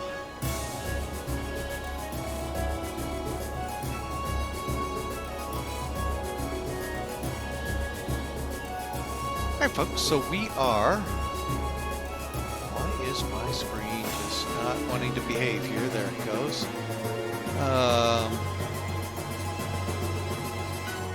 2 hours, 35 minutes out of Fort Drum. So, hope you enjoy the flight, folks. Anything you want to chat about, let me know in the chat room there. I would sure love to chat with you. Anywhere you'd like for me to head to, I am working on a request from to Pensacola. We had a request in the chat room a few weeks ago, and I'm getting ready to put that up here. I just need to get the airplane I want to use for it in position for it. So, and it's not going to be this one. It's either going to be the King Air or the Zebo 737. So, we'll see here as time draws on. So, hang on a second here. There we go. Just kind of pause that here. All right, so anything you want to chat about, bear with me a second here. I was looking at something earlier and I hope they didn't change. I'm sure it did. One thing you could do, folks, as we're flying along here, I'm going to pop outside. Let me go to this view, a little better. If you want a clip, you know, of the flight, by all means, down in the screen as you're looking at it. Let me pull mine up here real quick. Come on. You'll see what looks like a settings button, and it's right by the Discord. What looks like when they say take 55 million and snap the whatever that's called. I don't know what it's called, folks. But anyway, that'll let you take a clip. It's a 30-second clip. Title it, and it'll be out there for everyone to see. But yeah, you know, feel free to do that, folks. It's here for you. I know you can't zoom in to get the shot you want, but if you need a specific shot, let me know. I'll zoom her in for you. There's one of my favorites.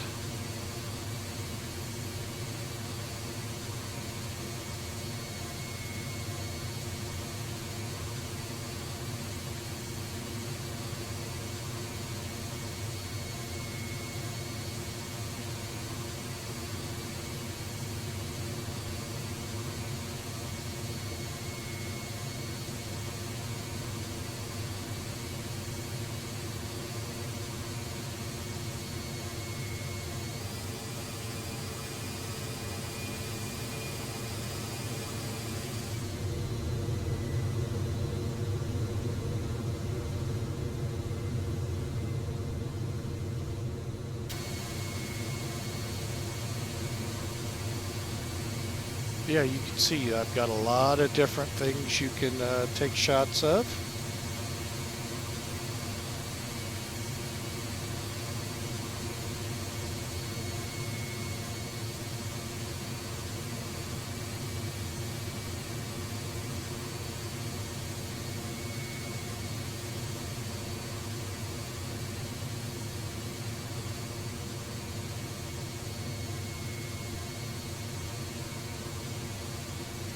So, but there you go, folks. You can see the North American livery there in all of its glory. Like I said, I just love the way the airline painted the tail, and it seemed like a really good airline for our troops.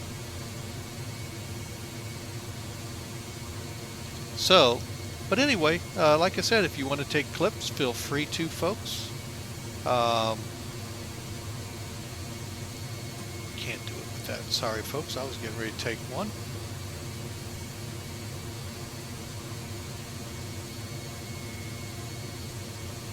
It's Gloria. Like I said, I just love the way the airline painted the tail.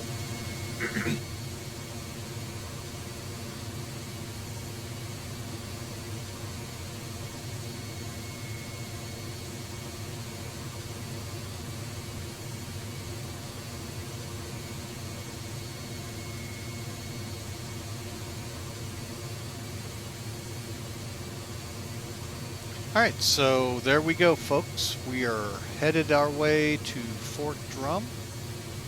So feel free to chat away in our chat room or over at the Discord channel. Feel free to click on, join our community, and help us grow it. It's, like-minded people.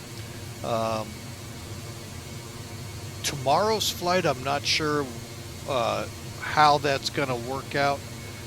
My folks are in town for my daughter's baby shower on Saturday, so I don't know if we'll be able to stream tomorrow. I think I will, but not. It's out there. What we're gonna fly is Bellingham back to Vegas, but that could be. It may have some troubles. So, but if it does, we won't put it in the air. We'll just leave it for another day. So maybe for next Monday. Who knows? But anyway, folks, we're on our way, and we're going to let the music play a little bit more, hoping that you all enjoy it, and we'll be chatting with you soon.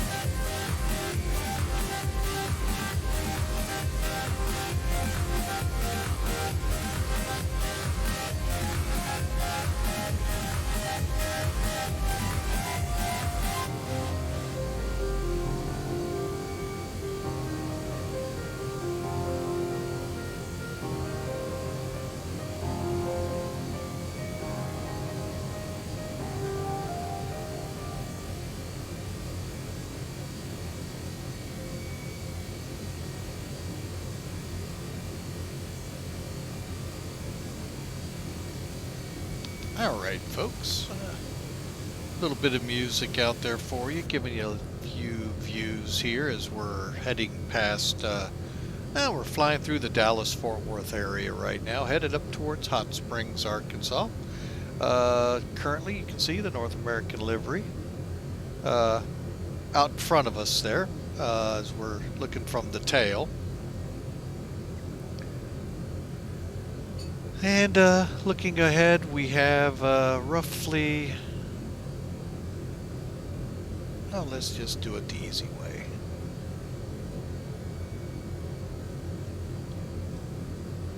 $2 22 minutes.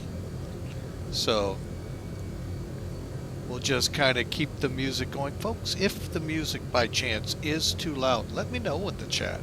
I can easily turn it down.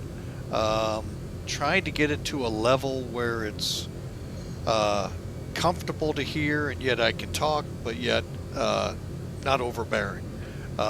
So by all means, let me know.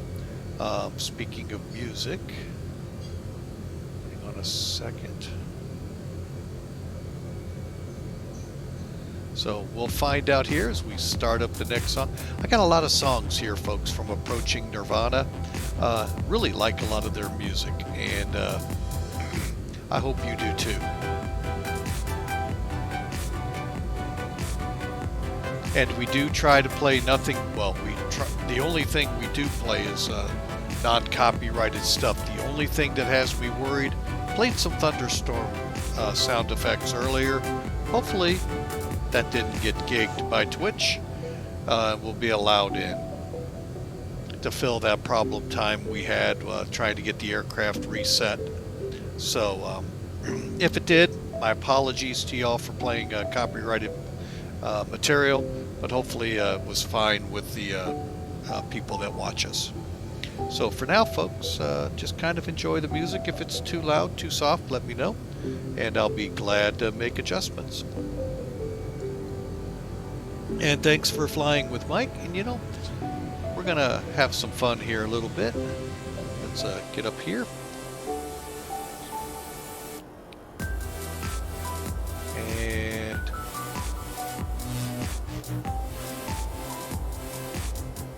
I don't want him to feel left out. So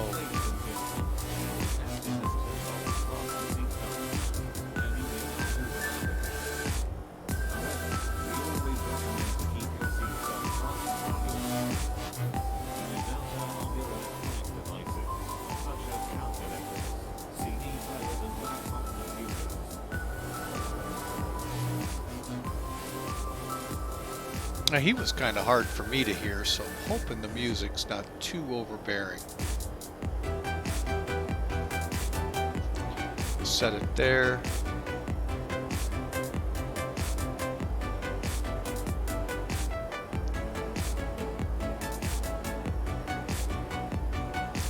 Let's see, anything else we can do? Oh, why don't we?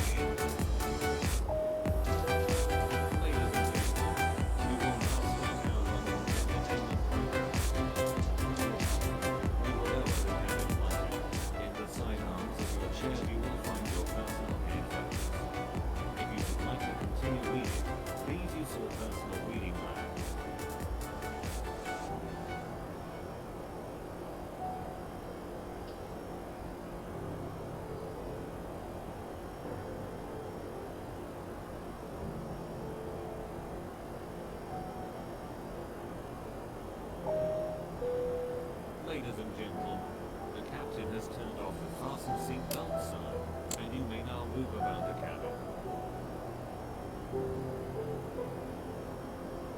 Alright, folks, that's about all I can do now in the flight. So, that was some fun. I mean, it's not much you can do. I mean,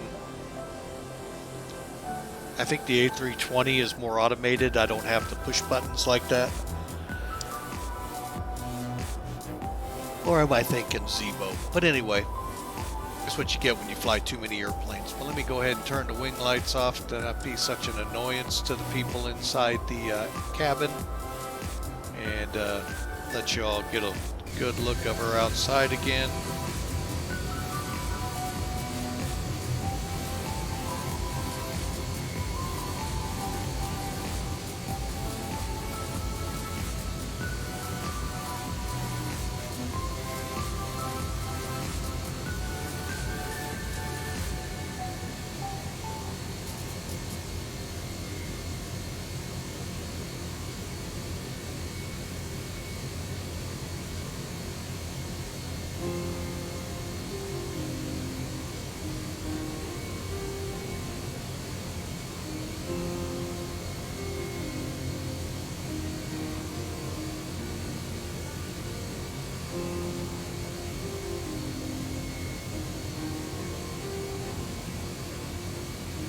And folks, feel free to leave a prediction for what you think the landing will be. All you got to do is use the exclamation point space predict. Put a negative number in there like negative 100, 500, 1,000. Thank you for the confidence if you put that one in there. But anyway, whatever number you want, and we'll see who's the closest. We got 2 hours, folks, to figure it out. We'll get into the arrival brief here shortly down the road because we still got to plug that information into the FMC. Weather-wise, at our destination, looks like this, and we'll keep you kind of updated if I can spell. Kgtb. It's a day very similar out of Killeen, just the fact it's clear. Still favoring runway 3. So more than likely that's the runway we'll go with. So, but anyway, we've got 2 hours to get there, and about an hour and a half, well, about an hour, we'll get into the arrival brief up here in the cockpit. And so we're all on the same page. Folks, if you want to join us, those of you with Sim Air Force that may be tuned in here, feel free to grab a plane. We're flying near Barksdale. We're flying near Little Rock Air Force Base, Scott Air Force Base, Wright-Patterson. What else do we have along the way? I know Fort Campbell if you want to bring a helicopter or Army fixed wing. Folks, feel free to fly along. That's what we're up here for. And consider it a major group flight. Come tag along. We'd love to have you flying with us here on Mike. So we're at 37,000. We still got about a half hour till we get up to Evansville, where we'll step up to 39. So enjoy the music. Anything you want to chat about, let me know. We're on VATSIM. And right now, for those of you able to, SimAware is showing only ATC we're going to worry about is Boston. They've been on for 2.5 hours-ish. They'll probably be on when we get up there. They always are. So we'll deal with them. We don't have far to go. Hopefully they know how to deal with getting into a military airport. Believe it or not, there are some that don't. But it's just like landing at any other airport, controllers. Just be mindful. No special procedures. Alright, so we are over Hot Springs, Arkansas at this time. Now, one thing, looking at SimAware, let me bring that up for y'all. Bear with me, it takes a couple of steps here. If I don't screw it up. Okay.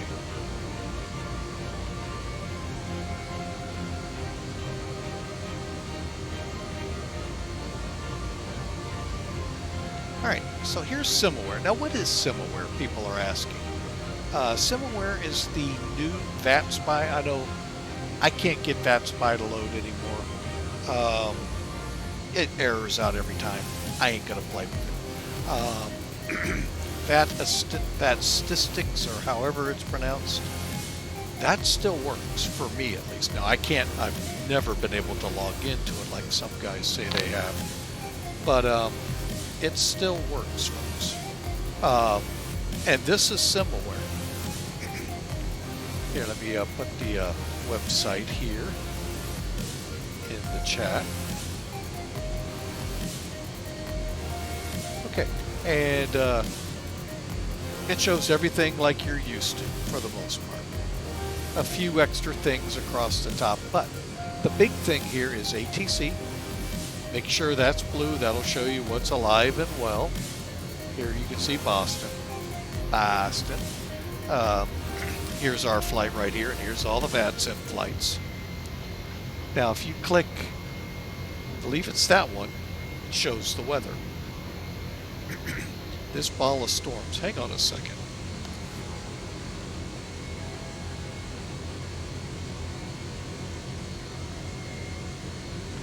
Boy, I mean to tell you, my allergies have just been keeping my nose up, just draining big time. But anyway, this big ball of storms has been around. A little bit bigger last night, caused our flight from Tampa to have to go all the way around it to get in here to St. Louis up here.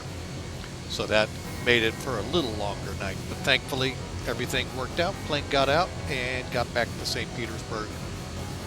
So how about St. Petersburg, no problem in Tampa. But anyway, we're going to be traveling right over Hot Springs like we are right now, heading up over Evansville, right past Dayton, working our way up here to upstate New York for our landing at Fort Drum. So you can kind of see we got a smattering of thunderstorms up here in Ohio, Indiana area. But this major cluster here has been causing a lot of troubles for the last couple of days in the area. Here in St. Louis has just been tropical moisture, unbelievable. Humidities here. Okay, I know. I can hear you guys in the southeast going, "Oh, quit your whining about the humidity. You don't know humidity till you come down here." That's a true statement. I've been there, done that, and I don't like going back. So, but anyway, you get an idea here. Here's some what you have here in Sky Vector. We are right now in an air met. Now, what air mets are, they're either icing, well, a little warm for icing, or turbulence. And right now we're in a zone that's moderate turbulence. So we, sometimes the aircraft will go around. Now, if it's severe turbulence, they will go around being reported. So anyway, that just kind of gives you what we have up ahead here. Let me pull all of this away for you.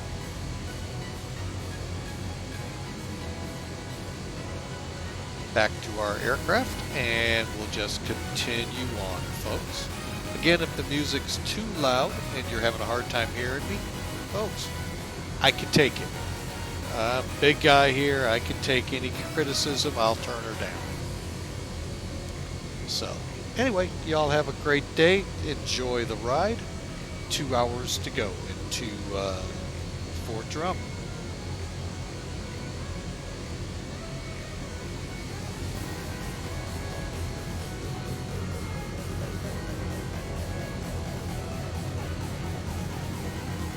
As you can see off the right wing there, X-Plane's attempt at painting those thunderstorms we saw. I think. I could be way off on it, folks. But it's an attempt. Hey, not bad. When I flew FSX, I flew on something called FS Real Weather, I think it was. About the same. So, I want to get active sky, just not until I turned off the wrong switch. I can already tell. Hang on, let's get on the right switch here. Yep, I turned off the strobes, not the wing lights. Alright, my bad. As you can tell, I can see it in a heartbeat because I saw the wing lights still on. The wing lights were right about in here somewhere, and they're used to help light up if you're getting iced up or problems at night. Just a nice light, and helps you on the ground checks. So, hope you enjoy the ride. We'll see you in about 45 minutes or so.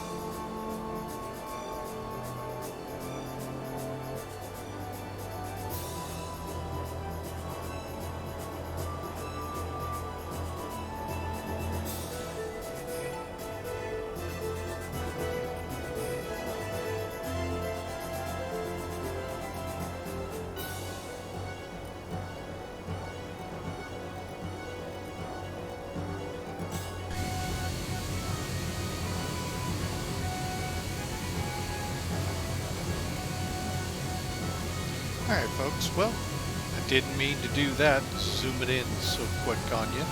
But just thought I'd check back in, let y'all know I'm still sitting here, just cruising along. Hoping you all are enjoying the ride here as much as I am. We're getting over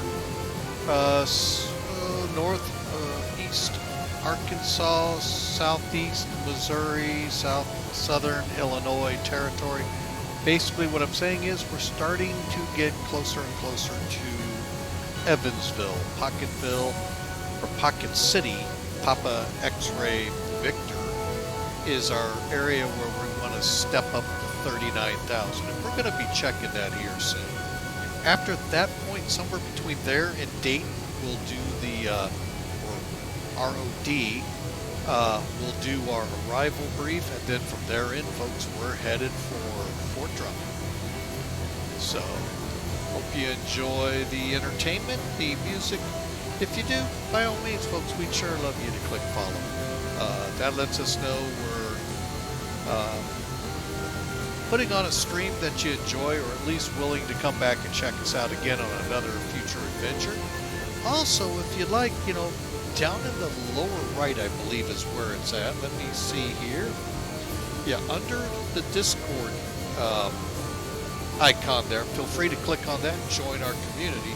You'll see a couple of icons. One of them being what looks like one of those things they snap on a movie set. Click that and you can set up a clip for yourself. If you see something we're putting on here that you'd like to get a better look at, by all means click on it. If you need me to be quiet, I can do that too. So, but the music you hear is being provided. We're trying to make sure it's all copyright free. So hopefully I have done that and I don't get any marks or any reports that let me know that I missed one or we went mute in an area because one wasn't. If so, we'll track it down and get rid of it in our playlists. But we're going to continue on. Just going to move around here and let you see. This is one of my favorite liveries, airlines that was out there.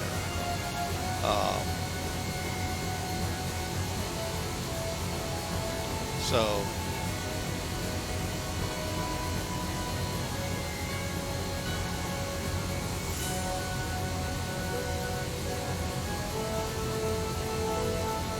give you a little better with the scenery behind us.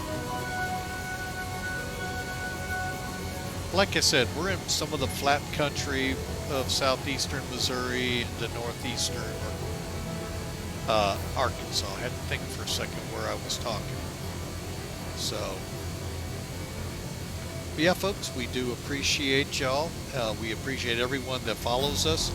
We're looking to become an affiliate here soon. We just got to get now our, I believe it's called concurrent viewers up. Which I know that's just going to take, time. Currently, we're at 2.6 and need to get 3 concurrent viewers on an average. So we're getting it there. We're not far off. So hopefully we can kind of try to get y'all interactive, talking with us. And maybe that'll help get us to that goal of becoming an affiliate. And then from there, we'll work on some more goals. But for now, we're just enjoying the fact we're able to play the simulator. Wish I could do it in real life. Best I could do is Cessna 172, Piper Arrow or Saratoga, or beach equivalents. So I think, but hey folks, once you get in the air, there's nothing like it out there. An uncle of mine down in Texas went up in a hot air balloon. Folks, I'm not ready to fly one. He just said getting the couple of 100 feet in the air they get, maybe 1,000 or 2, whatever the altitude they get up to with those balloons. He says as soon as you get above the trees, how quiet it becomes. And that's, granted without that big engine in front of us making all that noise, it was. I enjoyed flying the little airplanes. Just to get out, get up. All of my frustrations stayed on the ground. And it was just enjoyable to fly. just, you know, practice emergencies, practice turns and stalls and all of that, or just cruise around looking from 2 to 3 to 5,000 feet. So, wished I could have taken it further to being a commercial pilot, but wasn't meant to be. But thankful that the sim is around to give me that ability to at least immerse myself as best I can. I'm not going to immerse fully into it because, well, then, quite frankly, I get mad at the controllers, get mad at everything, and I'm here to relax. Life is stressful enough. I just want to relax and enjoy my ride in the sun.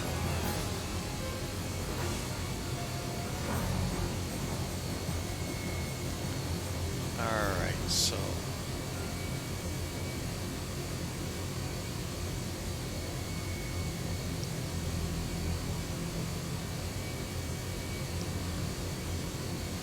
looking out the window, let's pop back into cockpit here, and I'm going to blow up our nav display here. 149 still to our spot there, Pocket City, so that's where we'll step up. Let me make the adjustment here. And we do have the terrain radar on here and weather radar on the first. Oh, excuse me, folks. Did not mean to yawn in your ear. And the weather is on the first officer side. So we're just going to kind of cruise along. See what the FMCs are calling. Pocket City 1. I think it's. I want to make sure I'm saying that right.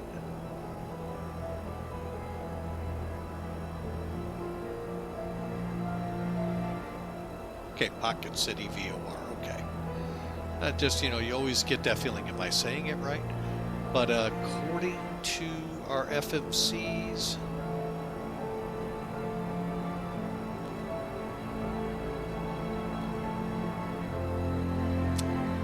well, we're not seeing any information to step up or step down. Optimum is 38.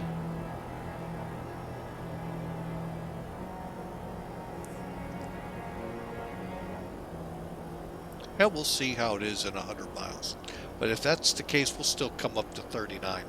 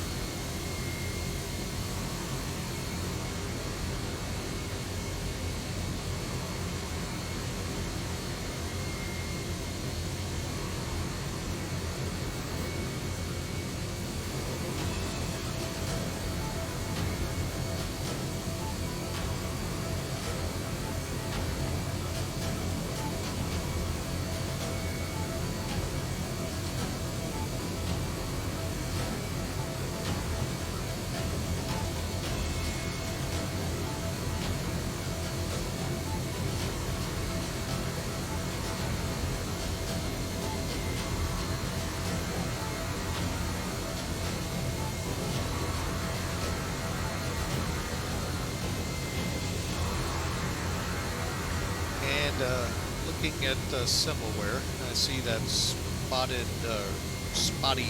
thunder shower activity, rain activity we're starting to get into, so we'll kind of every now and then pan over to the cockpit and see if we're getting into that.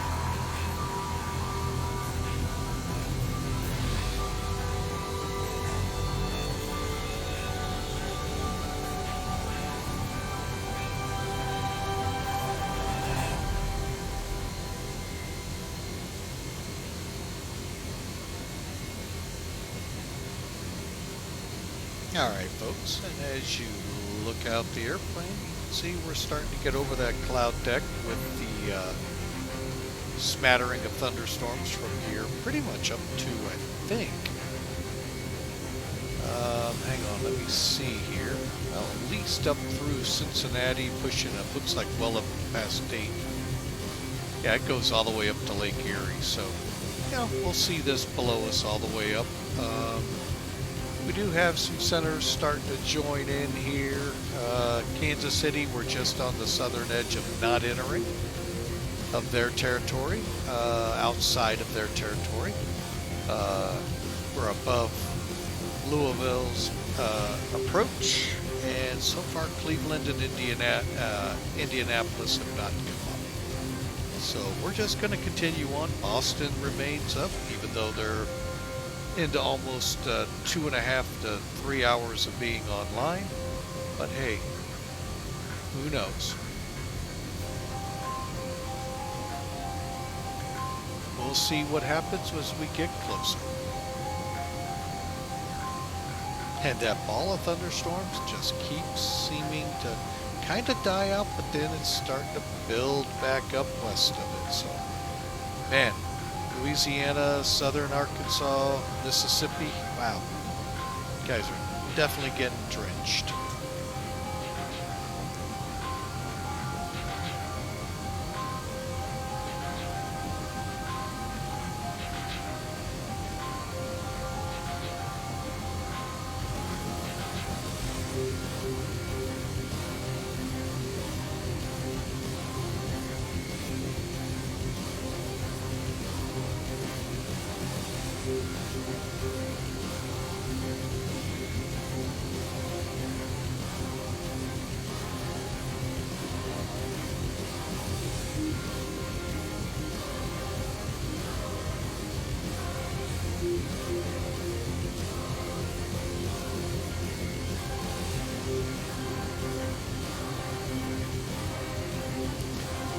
Let's kind of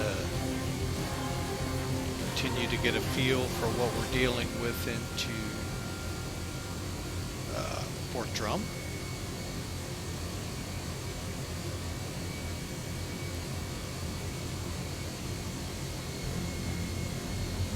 A little shift in the weather there. So, but still favors runway 3. I think they do have a runway 5, but folks, it's like 4,000 feet. We're not shooting it.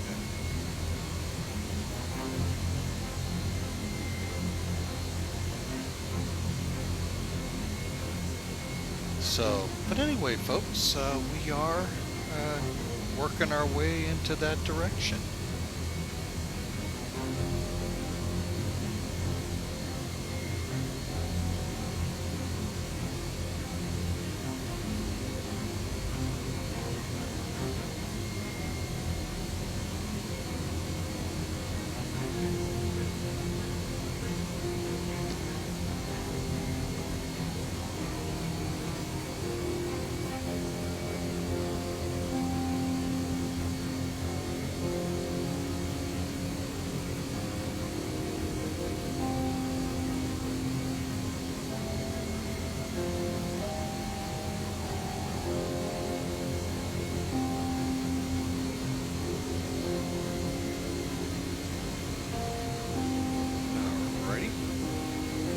And feel free to take clips if you want, folks. They'll be up there in the about area of the stream website, so you could go in and watch them, along with any of the other videos.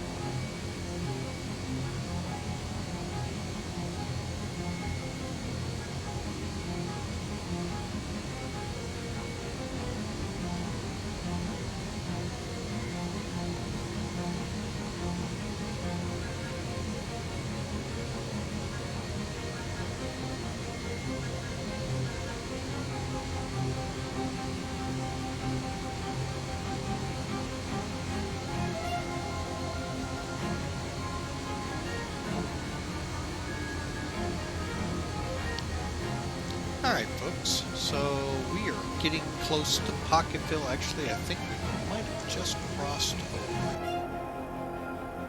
Nope, still right ahead of us, about 8 miles. So let's go ahead and plug in 39,000.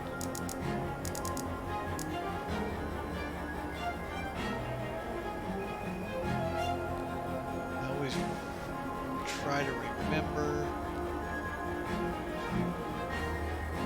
if it'll do it by just doing that, or if I gotta click flight level change.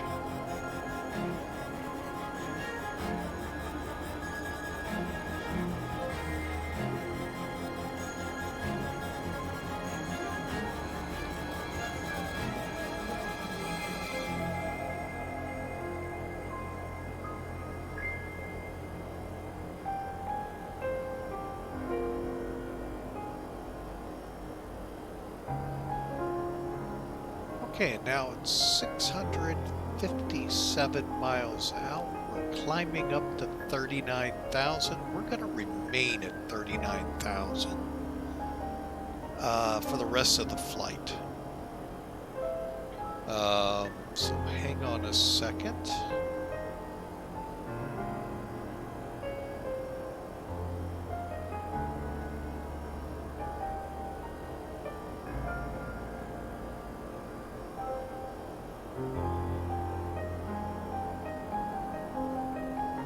You can kind of see out the windows here, folks. X-Plane's ability, try at making this weather show up right visually. It's not really showing on the radar. Let me make sure. Let me try something here.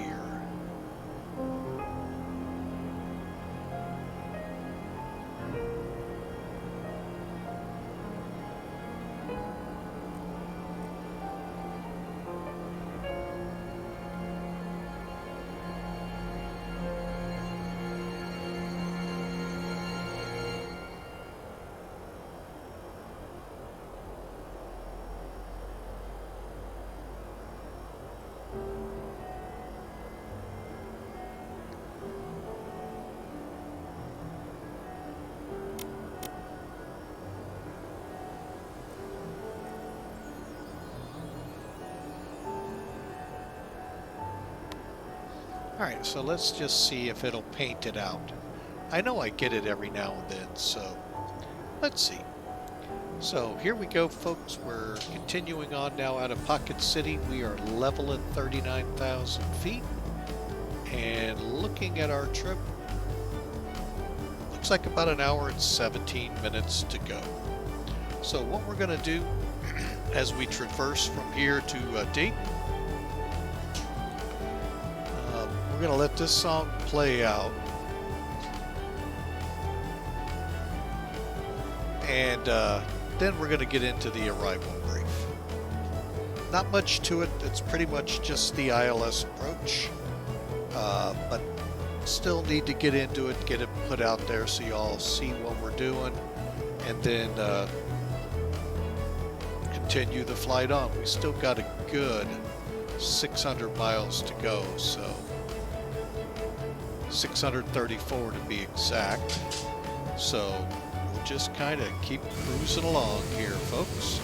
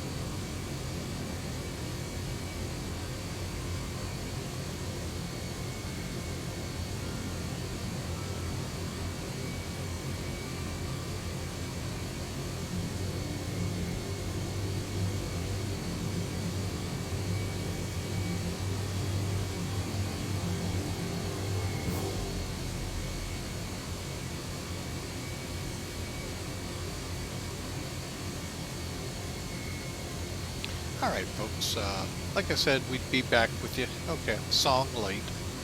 But I was just kind of moving the plane around, getting more of a view here. I'm not too keen on the sun effects here in X-Plane. But, again, they didn't ask flying with Mike. As we head our way up towards Dayton, Ohio, let's hop back into cockpit here. See where we stand here. Rod's not, VOR is not real close to Dayton. I mean, it's not Dayton. It's off to the east, but it's not too far away. It's actually one of the initial fixes for some of the approaches into there. So, but it's 130 miles out. We are currently 500 miles out, so we're not going to run the approach brief just yet. I think we're going to get past ROD, and then we'll start looking at that. That'll put us in about 420 or so miles out, be a little bit more. So folks, I do apologize, but we're going to just keep rolling along here, and we'll see you in about 100 or so miles.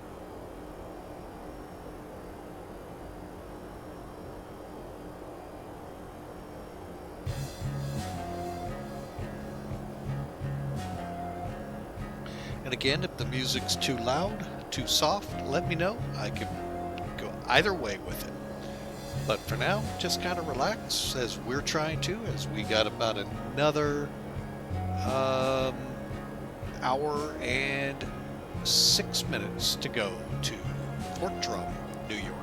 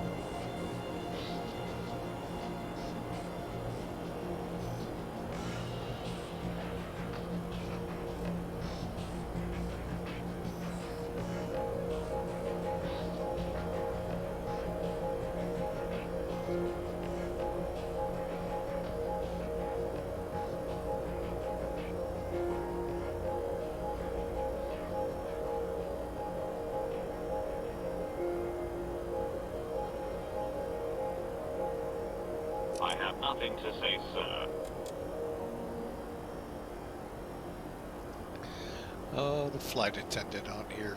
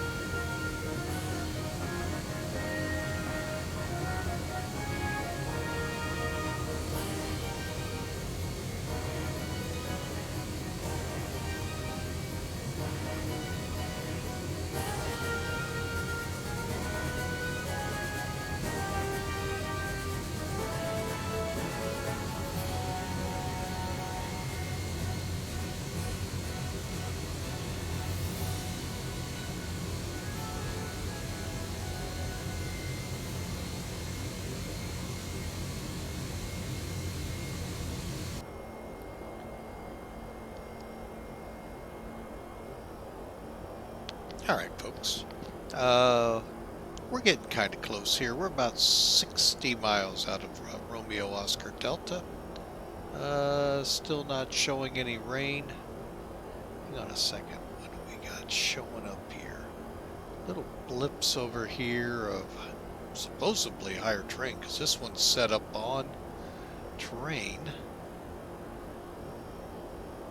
So I don't know. Kind of interesting, to say the least. But anyway, we're going to go a little early here. Let's see where we stand. We're about 490 miles out. So let's go ahead. Let's get this arrival brief done. What we're going to go through first, let's see if there's been any change in the weather. Get that up here. Last METAR was 1957. So probably not, but let's find out.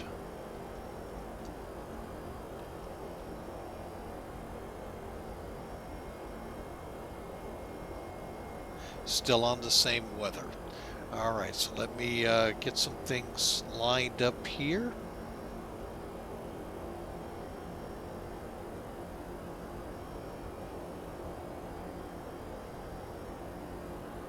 Okay, so METAR wise, as you can see, the winds are 050 at 11 and our altimeter is 3005. We got a clear sky, so folks, nothing weather-wise should be a problem here other than that little bit of a crosswind. We got about a 20-degree crosswind.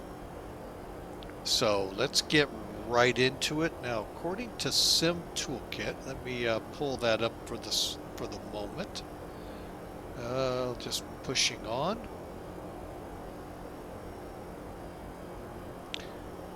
Let's see, Sim Toolkit.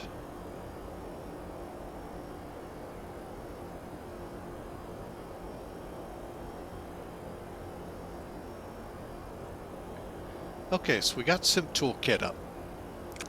This is in the map mode. So these icons are either VATSIM. I believe they're the blue ones. Let me come up here and find out. I'm sorry, they're the green ones. And then the blue ones are Sim Toolkit. So you can see there's a pretty equal number of both out here. We're located right about here. Here's where Rod is. Kind of zoom down a little. We just crossed I think that's Dayton. Hard to tell. Anyway, we're pushing north. You can see those thunderstorms, just kind of thunder showers, whatever you want to call them, just scattered about, popcorny like out here. But you can see the general direction we're going. We're going to switch view from this. We're going to go to the flight summary. Again, same view, see the same smattering of storms. However, we get our flight plan over here. So when we come out, we're going to turn to heading of 055, follow that for 387 miles out to CFPZL. Now, Fort Drum, runway 03 is at 690 feet. Runway length 10,000 feet. There is a slight downward slope to it. And here's the frequencies, which we'll go over here in a moment. Runway heading appears to be around 029. So that gives you a quick synopsis. Let's see if the weather matches. And it does. Sometimes it doesn't. One of the two is delayed. So that's why I wanted to get a second opinion. Okay, so now we have the weather to go by. Now we're going to switch into charts. And let me bring up the right one here. Like I said, there really isn't a whole lot to this arrival brief because we are coming into a basically just an ILS approach.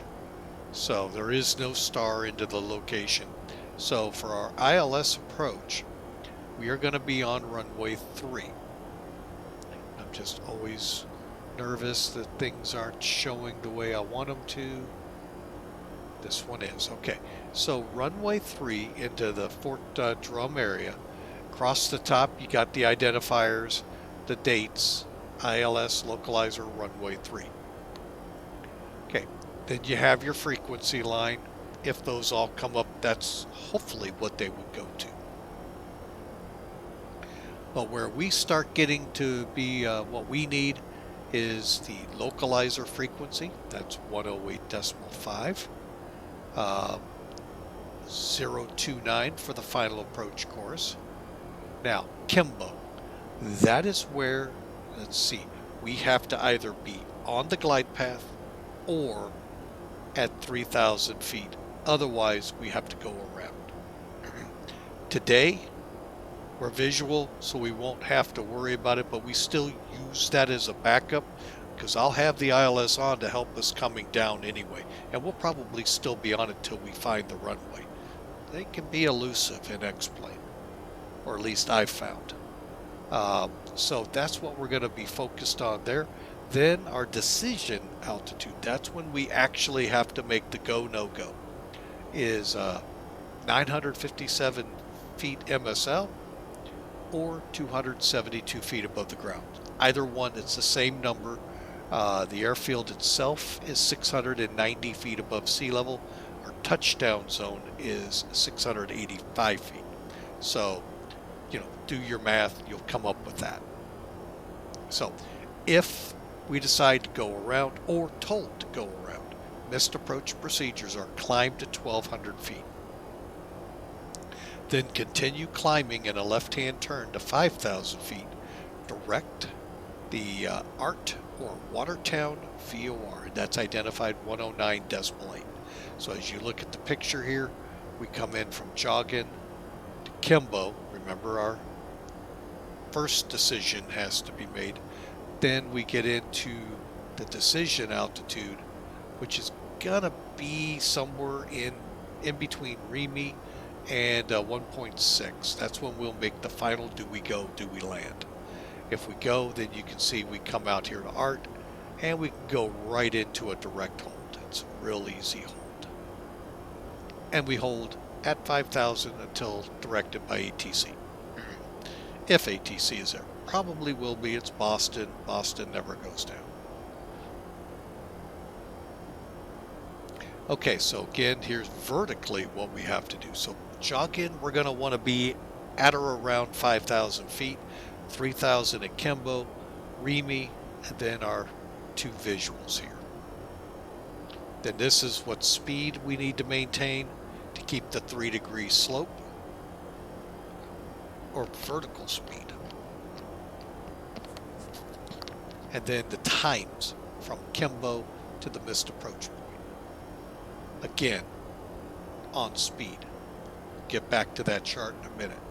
Okay, so as we come in, if we had instrument conditions, we have advanced level surface lighting, level 1, coming down, and sequent flashing, level 1. PAPIs will be on the left. The PAPIs are a visual glide slope localizer cue for us. Then this is the diagram of the missed approach for you. Up to 1,200, left to 5,000 to that frequency at ART. Okay, now finally, here is our minimums. Military ILS, we're a craft, so we're considered 957, and our visibility has to be at least a half mile. Pretty simple, straightforward stuff on the chart. Let me pull that away so I don't forget. Okay, now finally, I want to bring that back. Hang on a second. I did remember something I wanted to cover real quick once we knew that.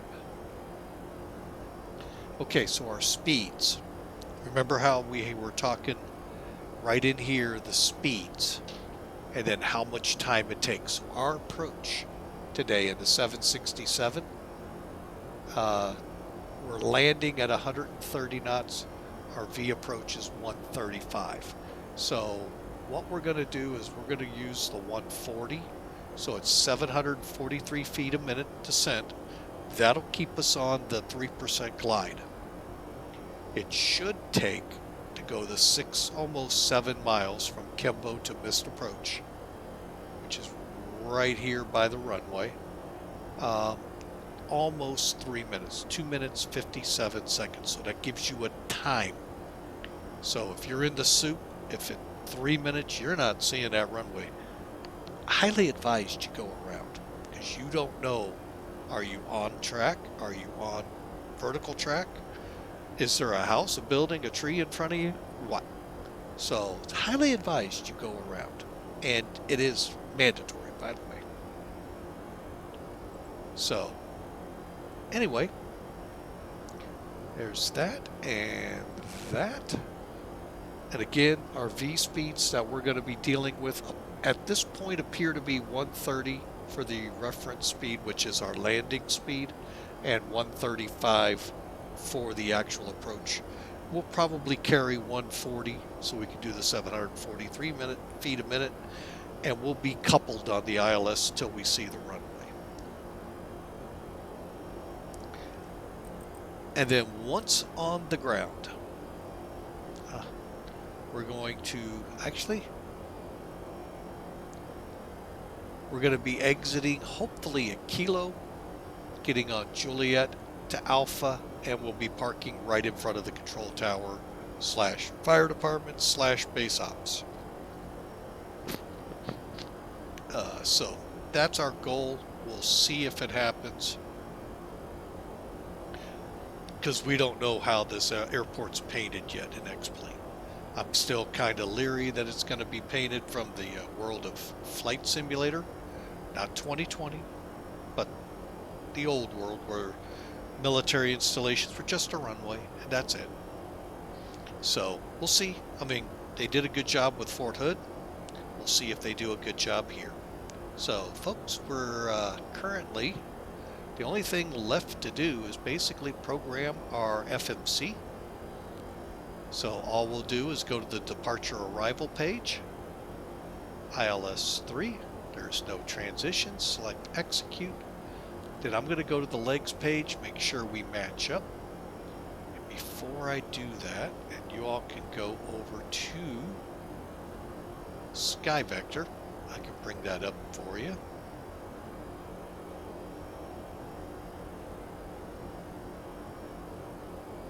Okay. Let's see where this all comes together. Let's get some of this out of the way to make it easier. Okay, so Jogin.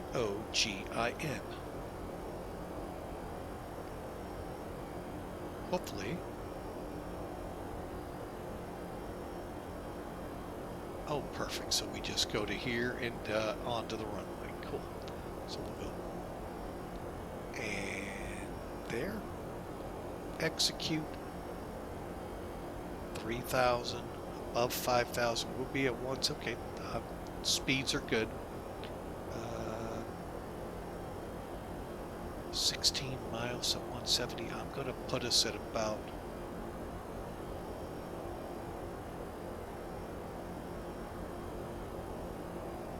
Yeah, we'll go with this.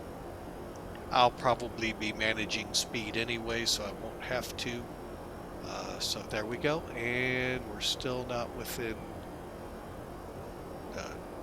top of descent numbers yet. So, well, folks, we've now got the aircraft planned. That is the arrival brief. Any questions? Let me know in the chat. But, folks, we're proceeding in. We just crossed the ROD-VOR. We're 332 miles away from CF-PZL, and then we'll be in our descent at that point. So let's see, what are we planning on? 13,000. What we're going to do is when we start getting in range at about 80 miles out, we're going to set our altitude to 3,000. And then we're going to start our descent at about 30 miles from our top of descent so we can make sure.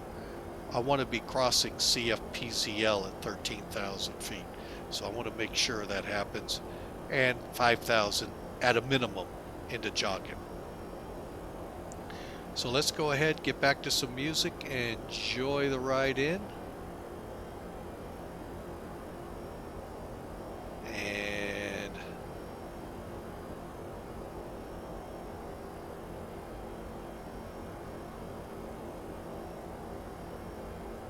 Okay, why aren't you? There we go.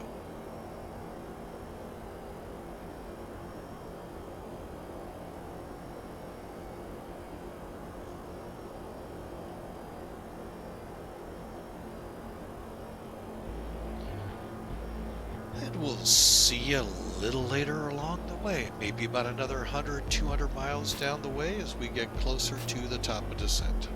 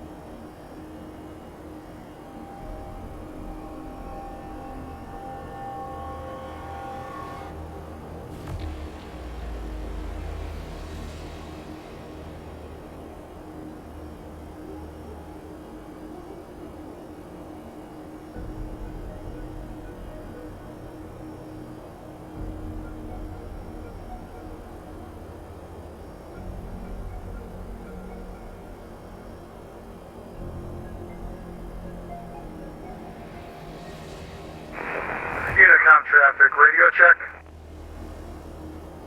Citation 20 Bravo, got you 5 by 5. Copy, thank you.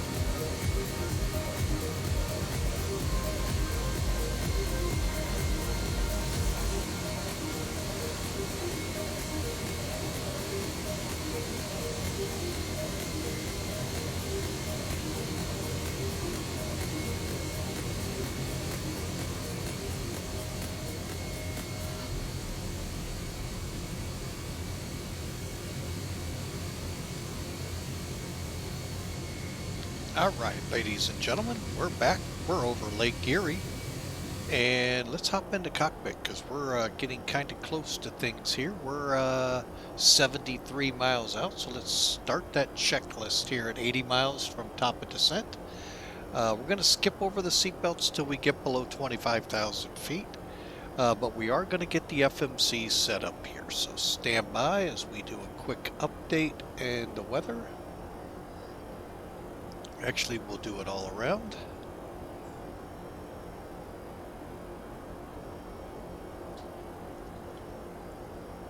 Kgtb. Okay, and we're got a little bit more different weather here. We're now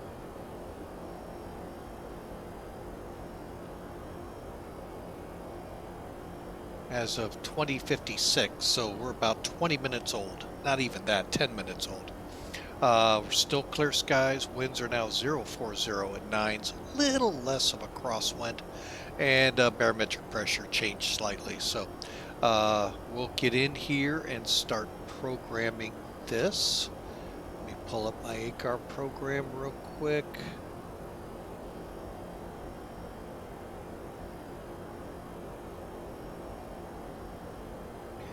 Okay, so we're looking at still the same numbers. We should have about 2,700 so we should have plenty of runway here. We're going to still try to make, like I said, Kilo, I believe it was, and head over to Joliet, so to get in. All right, so go to the initial reference page, 130, and we put that right here on the flap speed. There's our correct ILS information. Verifying it real quick. 108.5, runway 29er. Okay, so what we're going to do, take this down to the pedestal. We're going to set our frequency 5029. There we go. ILS is now set into the system, and we are looking good here. All right, so continuing on, auto brakes will go to 3. EFIS, we're going to set our descent or decision height. We're going to keep it at 200. Okay, and ILS freaks are set, and we just need to dial in our descent. All right, so let's see here. We're 49 miles out. We're going to get under 40, and then we'll set our 3,000. And then we will begin our descent here not too long after that. So again, folks, I know it's been kind of a rather long, delayed start in the morning. That's because the wife had some important meetings to get to, and I didn't want to be a bother to her, or, you know, an irritant on you guys having to continually hear nothing. So I opted to make the 2.5 hour late start, get us going. So that's why we're still running here, but we're about to start down. Let's see here. We're getting close to where I want to be able to set our frequency to our altitude, I'm sorry, to 3,000. Go ahead and do that now. Sometimes when you do this, it wants to just start descending. So that's why I'm hesitant to at least the 40-mile mark. Excuse me there. Okay.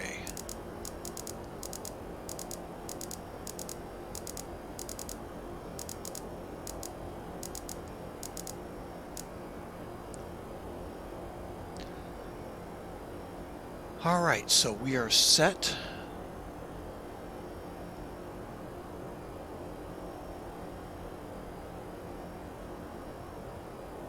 And 30 miles. We'll start it.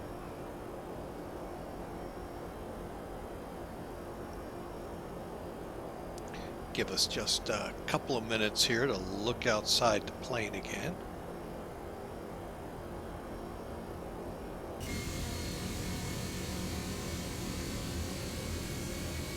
As we come up the U.S. side of Lake Erie, there's the Ontario side. And I'm here to tell you folks that kind of watching this on radar, there's a pretty significant storm system north of Superior there, but still, I think that's Superior. I think I'm wrong though. I get these so screwed up, these lakes. But anyway, north, well north of Toronto, but there's a significant storm pushing through. That's pretty intense storm system, not thunderstorm, storm system. So, but anyway, folks, here we are coming over Buffalo. Off in this general direction is the Niagara Fall area.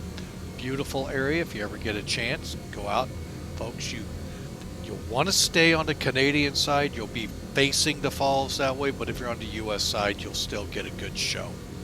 But yeah, folks, it's great up there. We were there a couple of years back.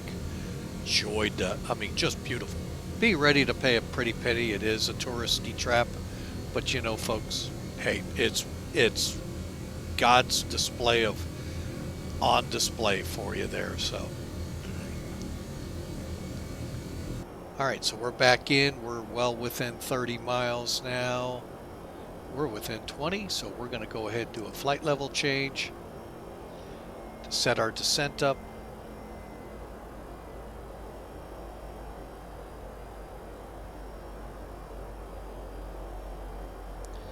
There we go. We'll go back into VNav for the descent.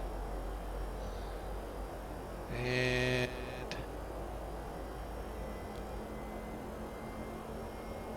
oh, so you're going to play. Okay.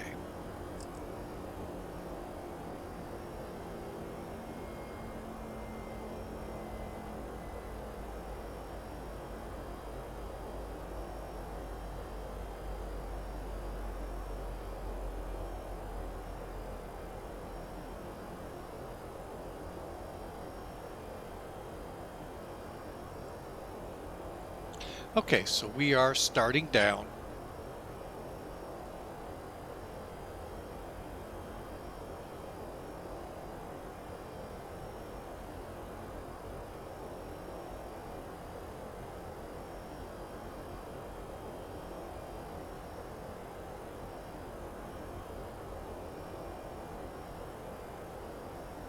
Okay, now looking at our nav display, we're 105 nautical miles out of what is it called again? Hang on a second.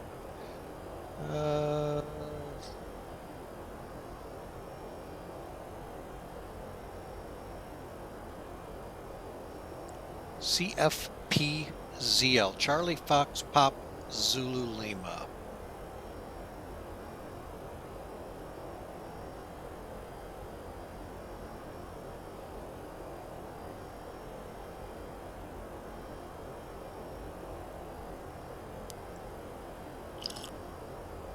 Oh, one thing I did see on the news this morning that was interesting, there was an annular, I believe it's called, eclipse. Hope y'all in the East Coast out here got a chance, if you didn't have clouds in the sky, to see it. I believe the full, as they called it, Ring of Fire was over Toronto, and I don't know if they saw it or not. Looking around here, there's a lot of clouds, so I don't know if that had some play in it. Let's see what happens now when I go into VNav. There we go. See if that controls it better. But it looked real interesting. I would love to have seen it. I don't know when we in St. Louis will see that. I know in, I think he said 2024. I believe that was it. I could be wrong. We get another full eclipse here. Almost right over St. Louis, just like the last one was. So we'll see. That was pretty cool. I'll have to admit, if you ever get the chance and you're under a full eclipse or close to where the full eclipse, try everything you can to get to it. mean, don't get me wrong. Even if you're not right there, folks, you're, within that margin, like St. Louis will be, it's gonna be cool. But when the closer you can get to it, get the full effect of it, it's pretty amazing, that 4 minutes of darkness. But this annular eclipse, the moon was just smaller than the sun, hence the ring of fire around it. It's not the one that blinds you, it's just the ring of the sun around it. That looked pretty cool on some of the video they showed. So, anyway, just something out there if y'all got a chance to see it or not. We in St. Louis, we actually had a clear sky this morning. I don't know how much of it we would have seen.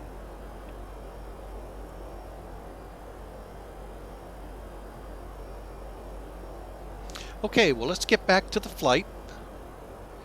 As we begin approaching Fort Drum, we are through 30,000. We've completed our descent checks. We're waiting to pass the transition altitude of 18,000 and then continue on down. While we're here waiting, let's have some fun before he yells at us, "Why aren't you talking, PA?" Ladies and gentlemen, we would like to remind you that use of all electronic devices during descent and landing is prohibited as it may interfere with the navigational equipment. Thank you. Okay, well, I haven't turned that off yet, so we're not going to worry about it. I don't turn that off till we get down closer to 10,000 or even thereabouts. Alright, so upstate New York. Take a look here at Simaware.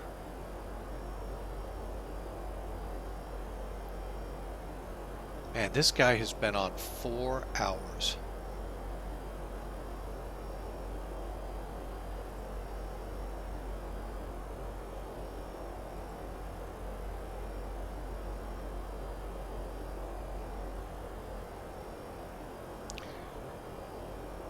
Oh well, I'm not going to say anything. It's not for me. I'm just going to continue on, and when he tells me to contact, I'll contact.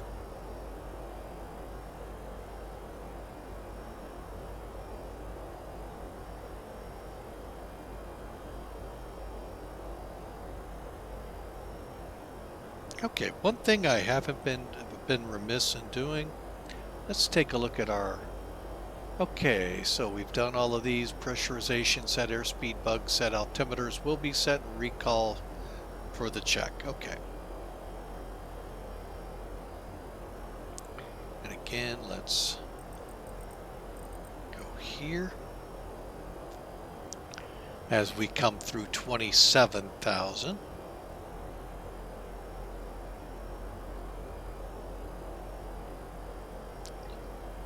Go ahead and pull him up again because I'm getting ready to turn the seatbelt signs on.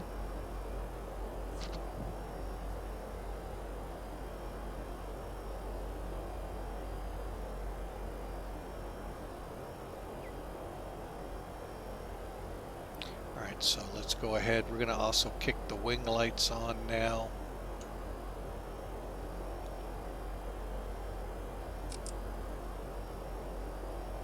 Alright, we're coming into the 25,000 foot range. Still doing a pretty decent descent.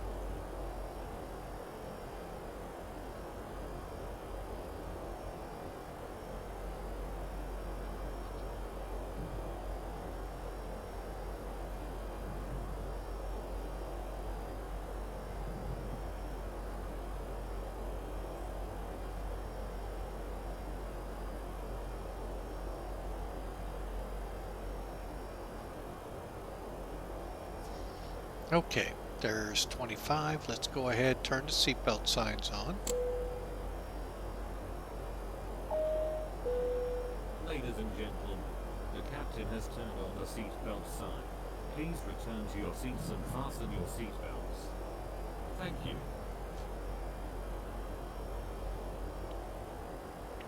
Alright folks, well if you've enjoyed the stream, we would sure love for you to follow it. That way you can see where we're headed next. Like I said, if all goes well tomorrow and no interference, we should be flying from Bellingham, Washington to Las Vegas. Viva Las Vegas!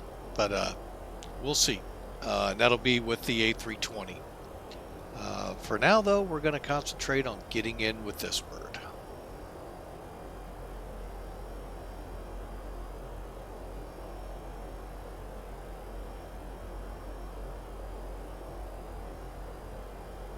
Okay. Descent. That's the other thing. I wish those moved automatically, but oh well. Watch me missing a setting. Nope.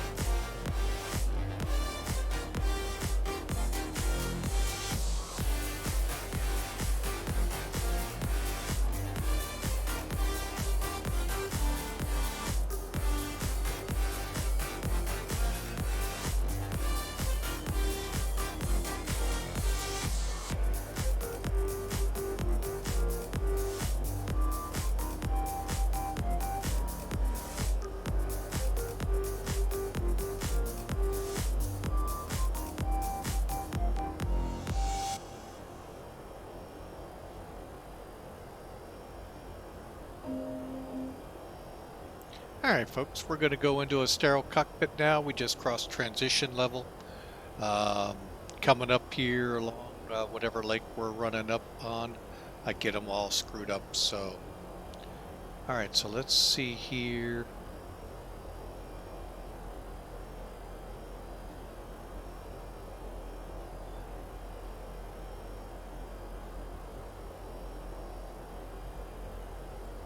Alright, excuse me there, folks. So we're 15 miles away from CFPZL. We're going to be pretty close to the 13,000 foot. Again, it's 13 and above. So I'm okay with our descent so far. And then we go direct for the ILS. So we'll see what happens with center. We're so barely into it. We'll see if they come up. I'm guessing they will.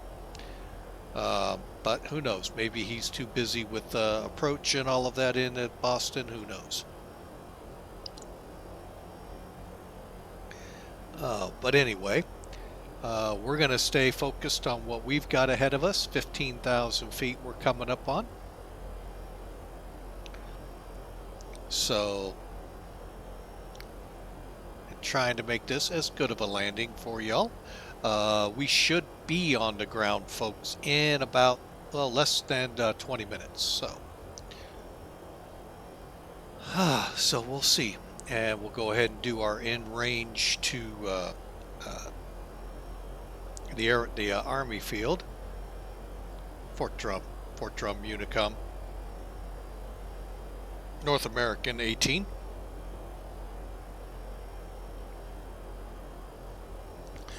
North American 18 is approximately 20 miles out.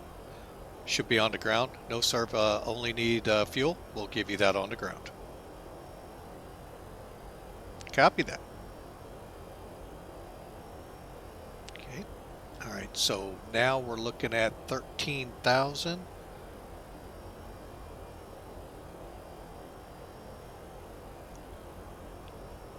And I'm just going to be a little proactive here in case they do.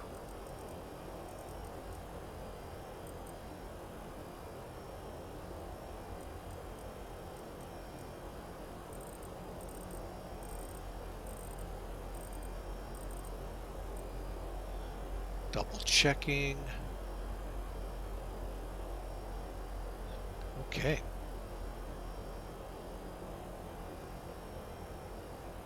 Okay, we're making our turn. Like I said, we're heading straight to Joggin. I believe it is Joggin. 37 miles away, and we got to be down around 5,000 feet at that point.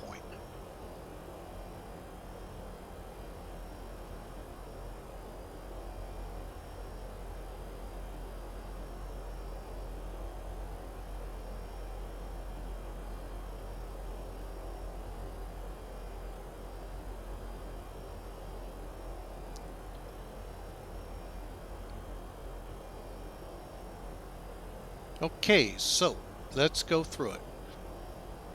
We're coming up on 10,000 feet, so we're going to turn the lights on. 19 degrees Celsius. We're going to leave the anti-ice off, runway lights on. I'm going to go ahead and use the speed brake as needed to slow down here, which we're going to need to start doing.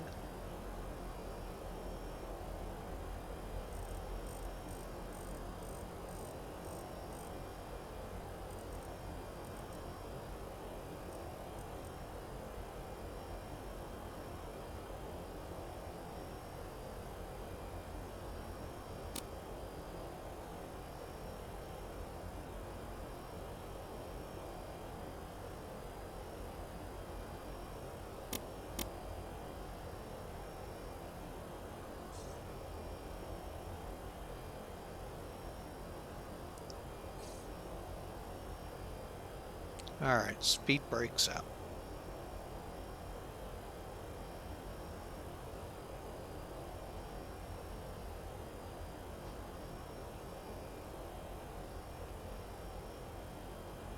Here's jogging, and then we turn in, so we really need to be slowing down.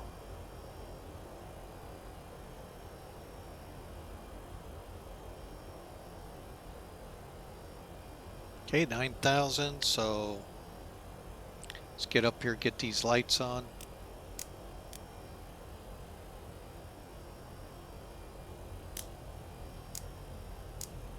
Okay, all the lights are on. We'll start deploying flaps as we slow to 200.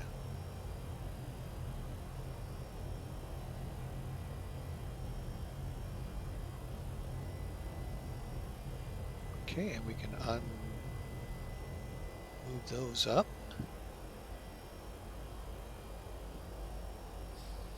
Okay.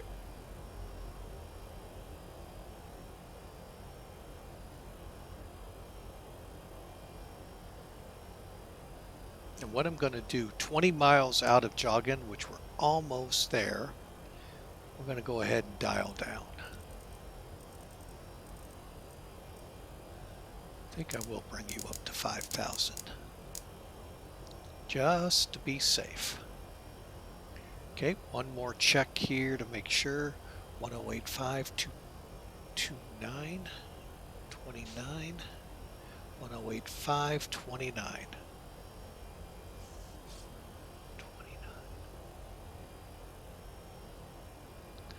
Okay. And I'm going to go ahead and turn off terrain avoidance. We don't really have too much to worry about here.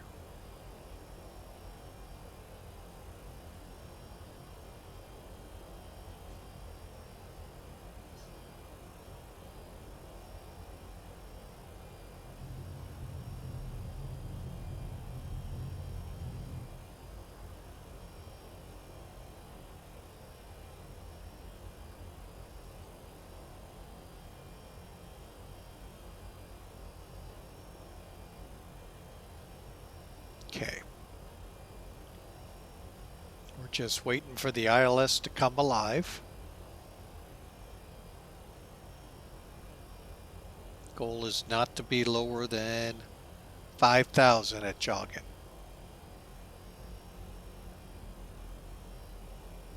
Personally, I like being pretty close to it. Airfield's going to be off in that general direction.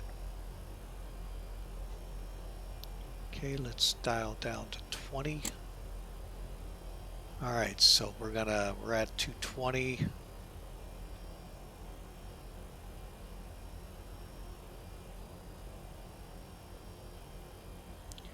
All right, folks, we are about to commence our approach.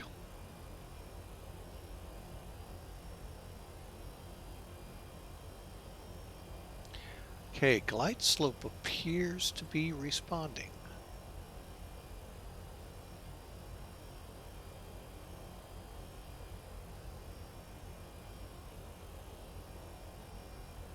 As we get within 10, I'm going to slow us to 200. Ah, there we go.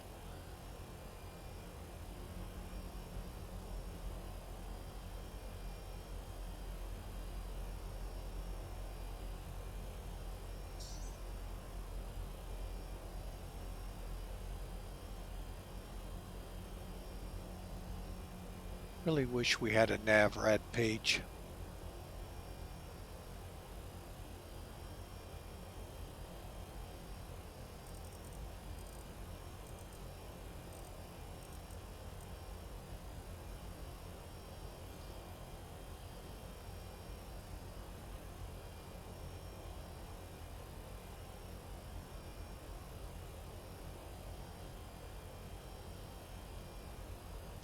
There we go. Go on to approach. Now we're set up to at least grab it, then we'll look for it.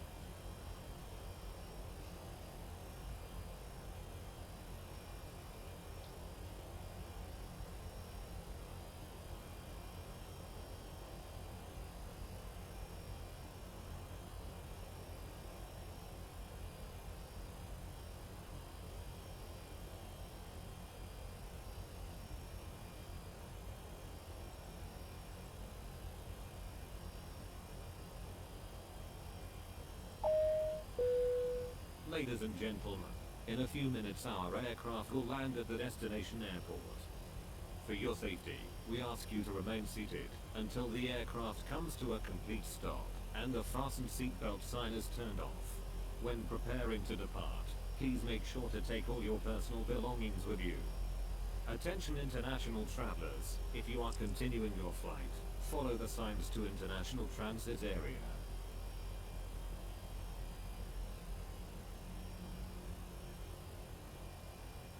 Okay, we've leveled off. We're about to. keep our speed for a little bit.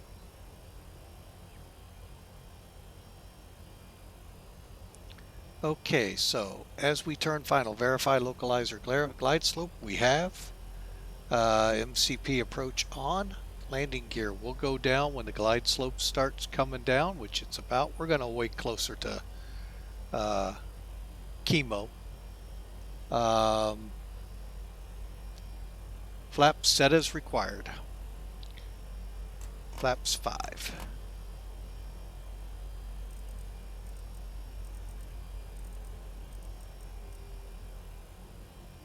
Using the altitude here to help us.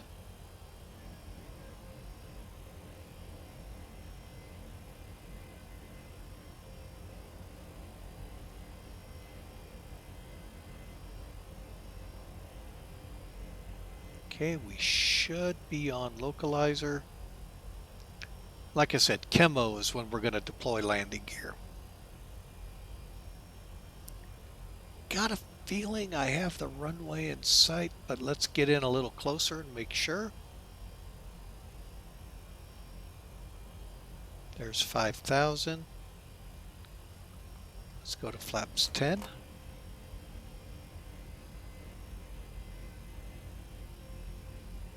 And we're on glide slope.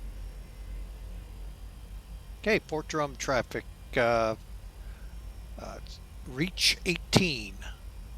Approximately 15-mile final, runway 3.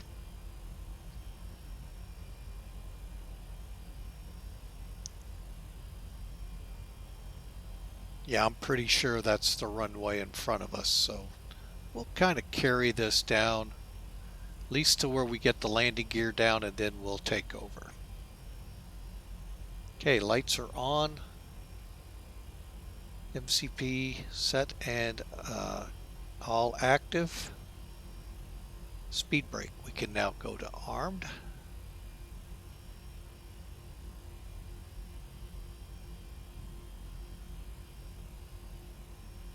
Okay, radars are off. Yep. Alright, so we are good to bring her in. Okay, throttle to idle, speed brake, verify down, and thrust reverse on. Okay. Off at 60, we come off at 80. It doesn't matter. 20 knots isn't going to do a lot, folks. Okay, and 2 miles to Kimmel. Slowing to VREV, to V approach.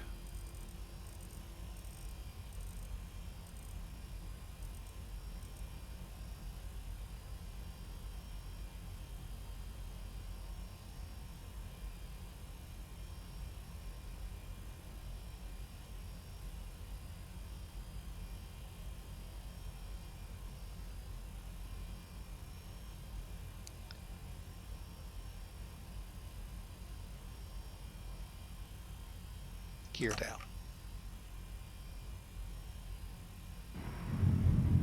Flaps.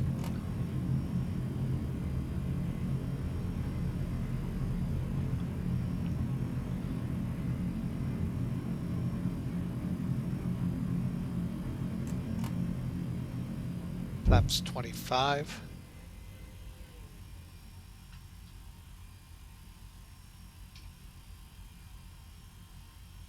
Let's go full flaps.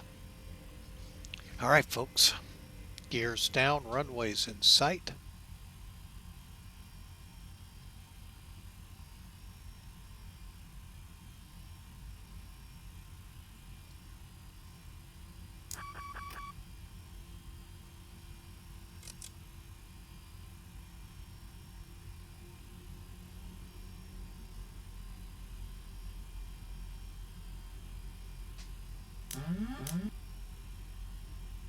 Okay, plane's mine.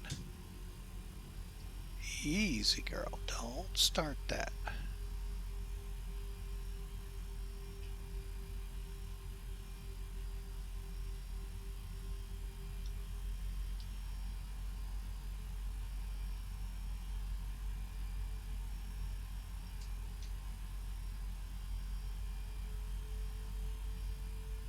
Powering up. 1,000. Glide slow. Glide slow. Glide slow. Glide slow. Glide slow.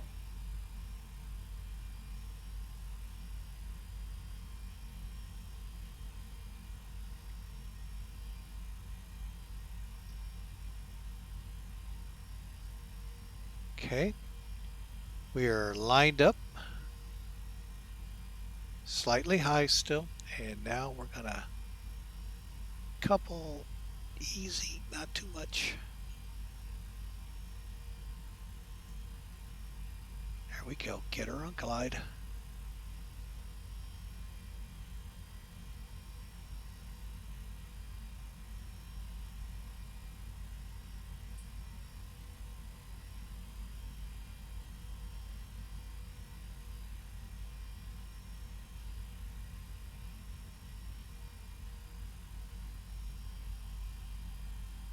$500. Try not to land long.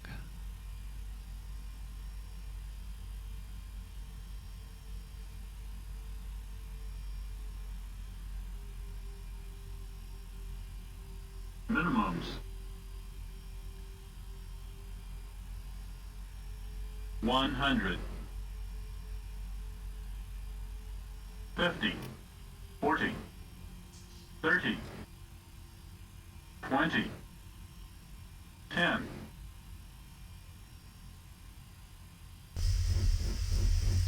And reverse.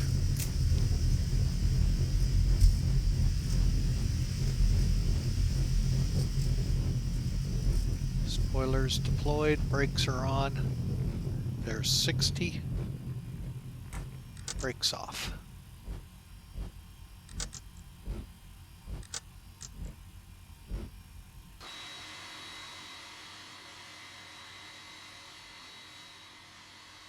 Pretty decently showing here.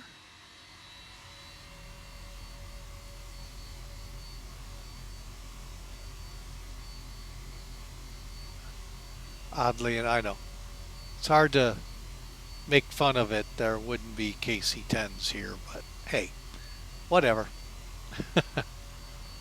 All right, folks, welcome to Fort Drum.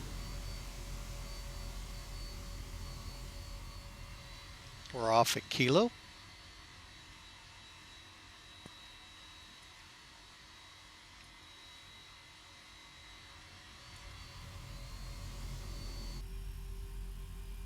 For some reason, I hit the parking brakes.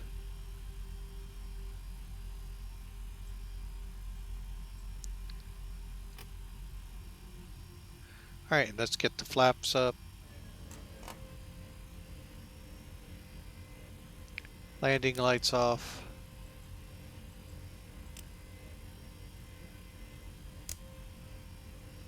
Strobes off. This time the right lever. Starting the APU. How about we...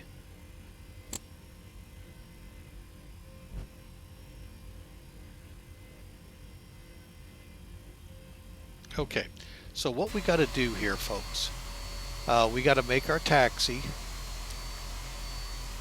down Joliet here. And then right up there by the base of the tower is where the heavies park. Well, where the fixed wing park.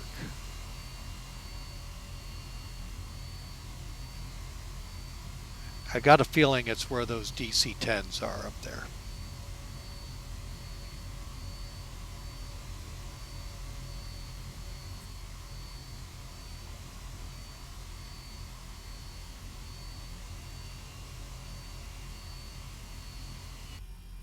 Alright, so the APU is firing up.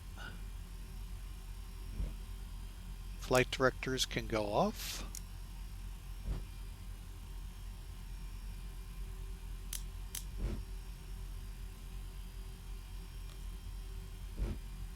And we're putting the FMCs to menu. Okay, and let's go through the checks here. Let's see, landing. After landing, AP auto throttles are off, left and right flight directors off, auto brake off, speed brake off. Taxiing in after landing, the APU is coming on. Let's make sure it did. 100%, okay. So the bleed can now come on. And we'll hold on the generator. Transponder can go to standby.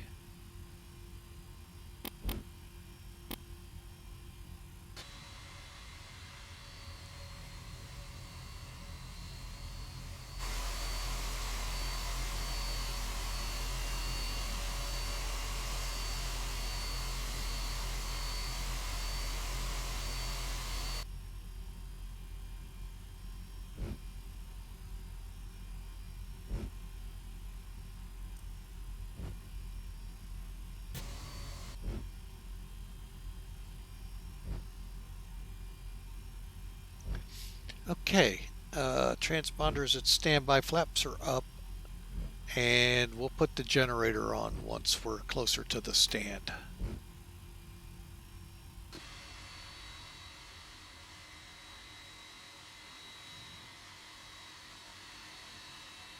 Yes, right there is where it was saying the fixed wing goes. I won't fit there. So we'll go next to the, let's see here.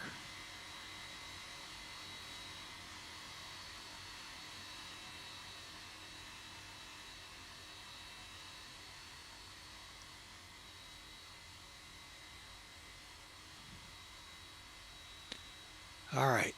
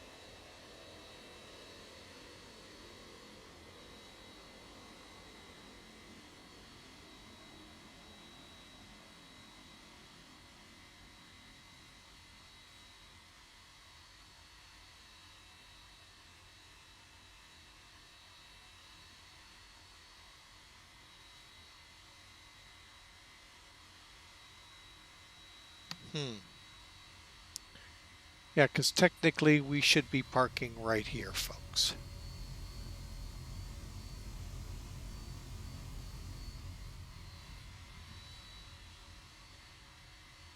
We'll go this way.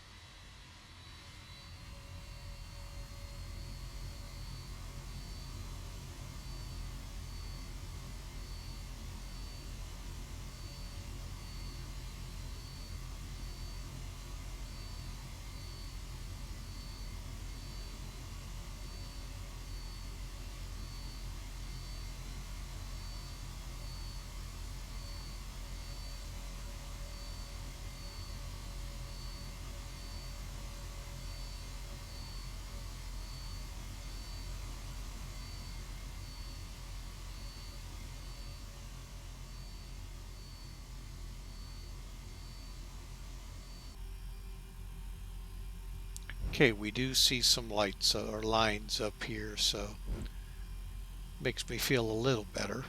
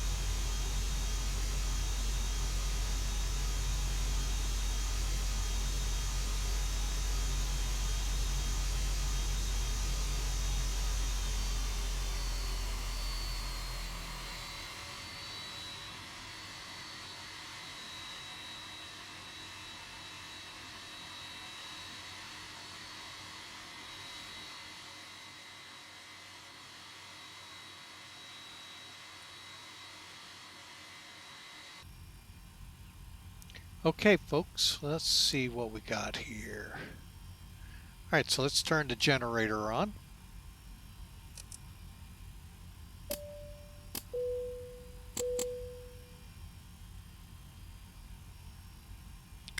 All lights are off.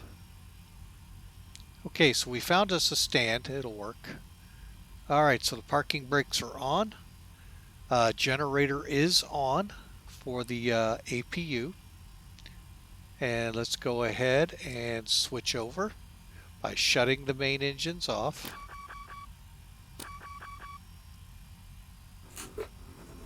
Okay, and the generator is now running. Okay.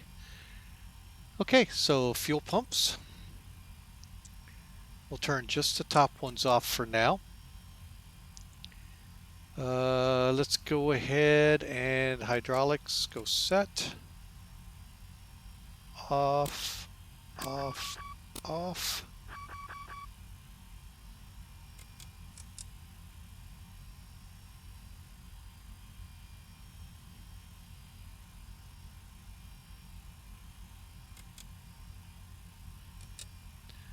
Okay, so let's come back to here. Let's pull up the EFB.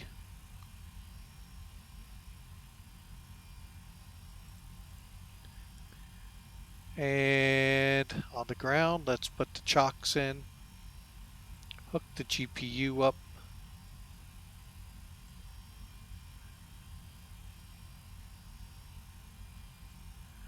Bring the stairs out.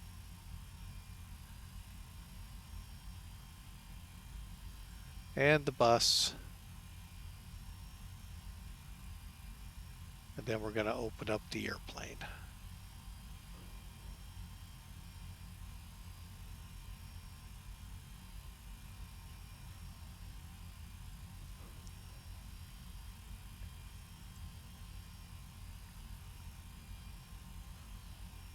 Okay, hydraulic pumps are off, switches off, external lights are off, cargo heat. That needs to come off. Window heat can stay on, passenger signs on. All right, folks, we are in the blocks.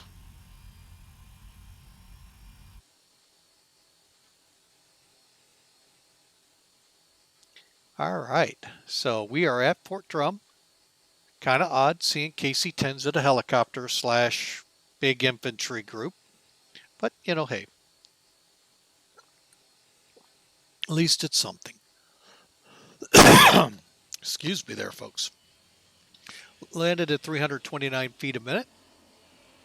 So we can't complain there, folks. So let me close off a couple of pieces of software here.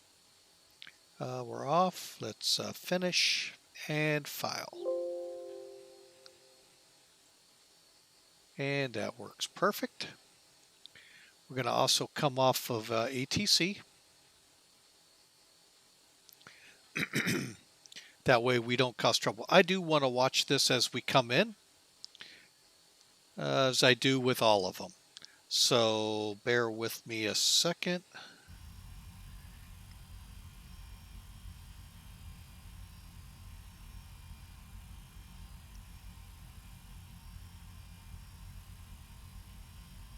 I'm just getting a couple of things finished up here so we can wrap up real nicely. All right, so nothing gets, wonky with the rewind here. So we want to unload.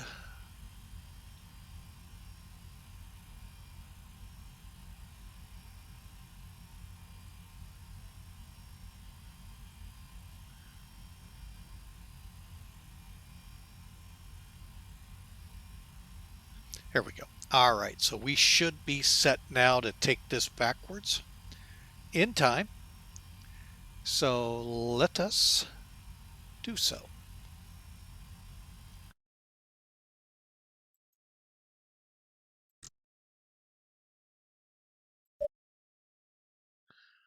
Let's see.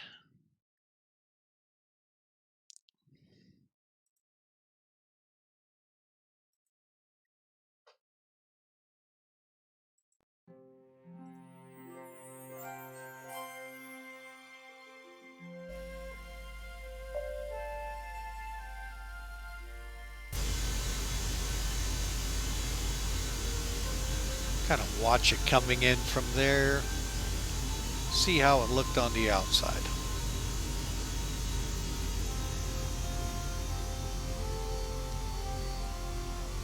Like I said, it was a high approach.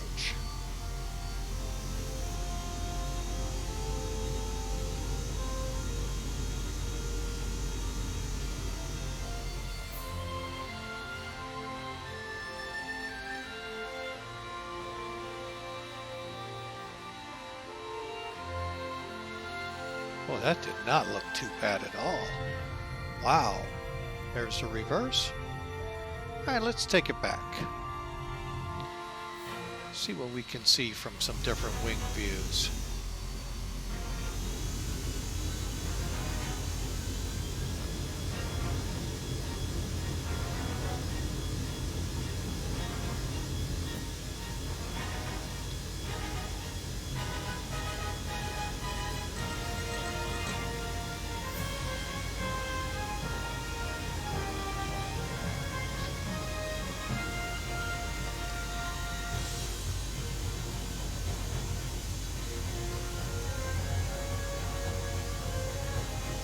Alright, we're up here in the Adirondack country, and looks really, I think, pretty nice scenery around.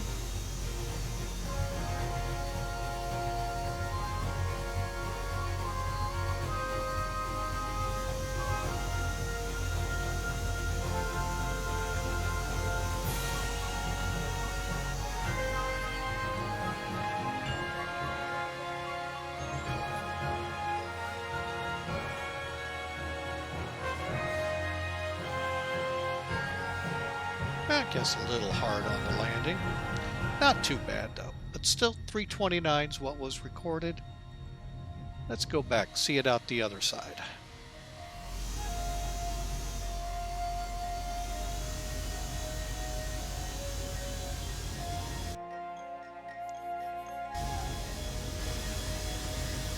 Ooh, pretty water scenery. That's really nice.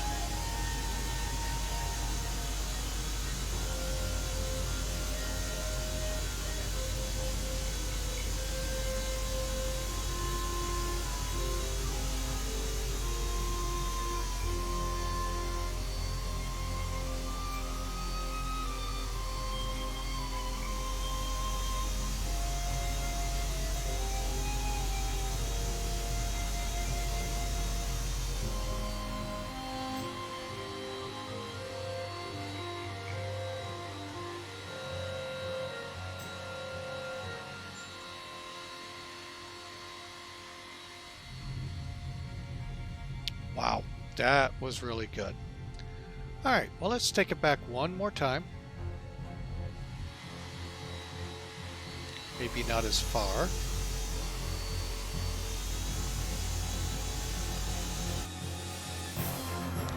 And we're going to watch it from the tower's view.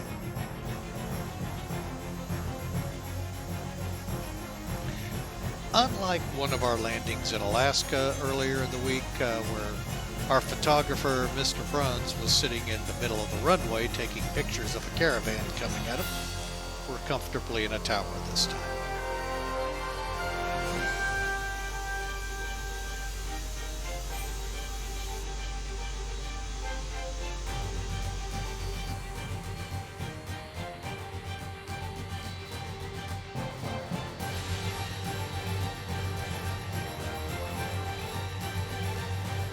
Really nice from the tower. It usually does, you're so far away. But folks, that was a really fun flight. Coming out of Fort Hood, one of the bigger bases in the Army. Matter of fact, it's not the biggest, but it's pretty close. Fort Bliss or Irwin could be bigger. But coming in here to the Mountain Brigade up here in Fort Drum, this was a fun flight. So we're just going to kind of let it taxi its way in and say, folks, we want to thank you for following Flying with Mike. If you like the stream, please click follow. That way you can follow us on our next adventure. Thanks for watching, and we hope you have a great rest of your day, and we'll see you tomorrow. God bless, and thanks for Flying with Mike.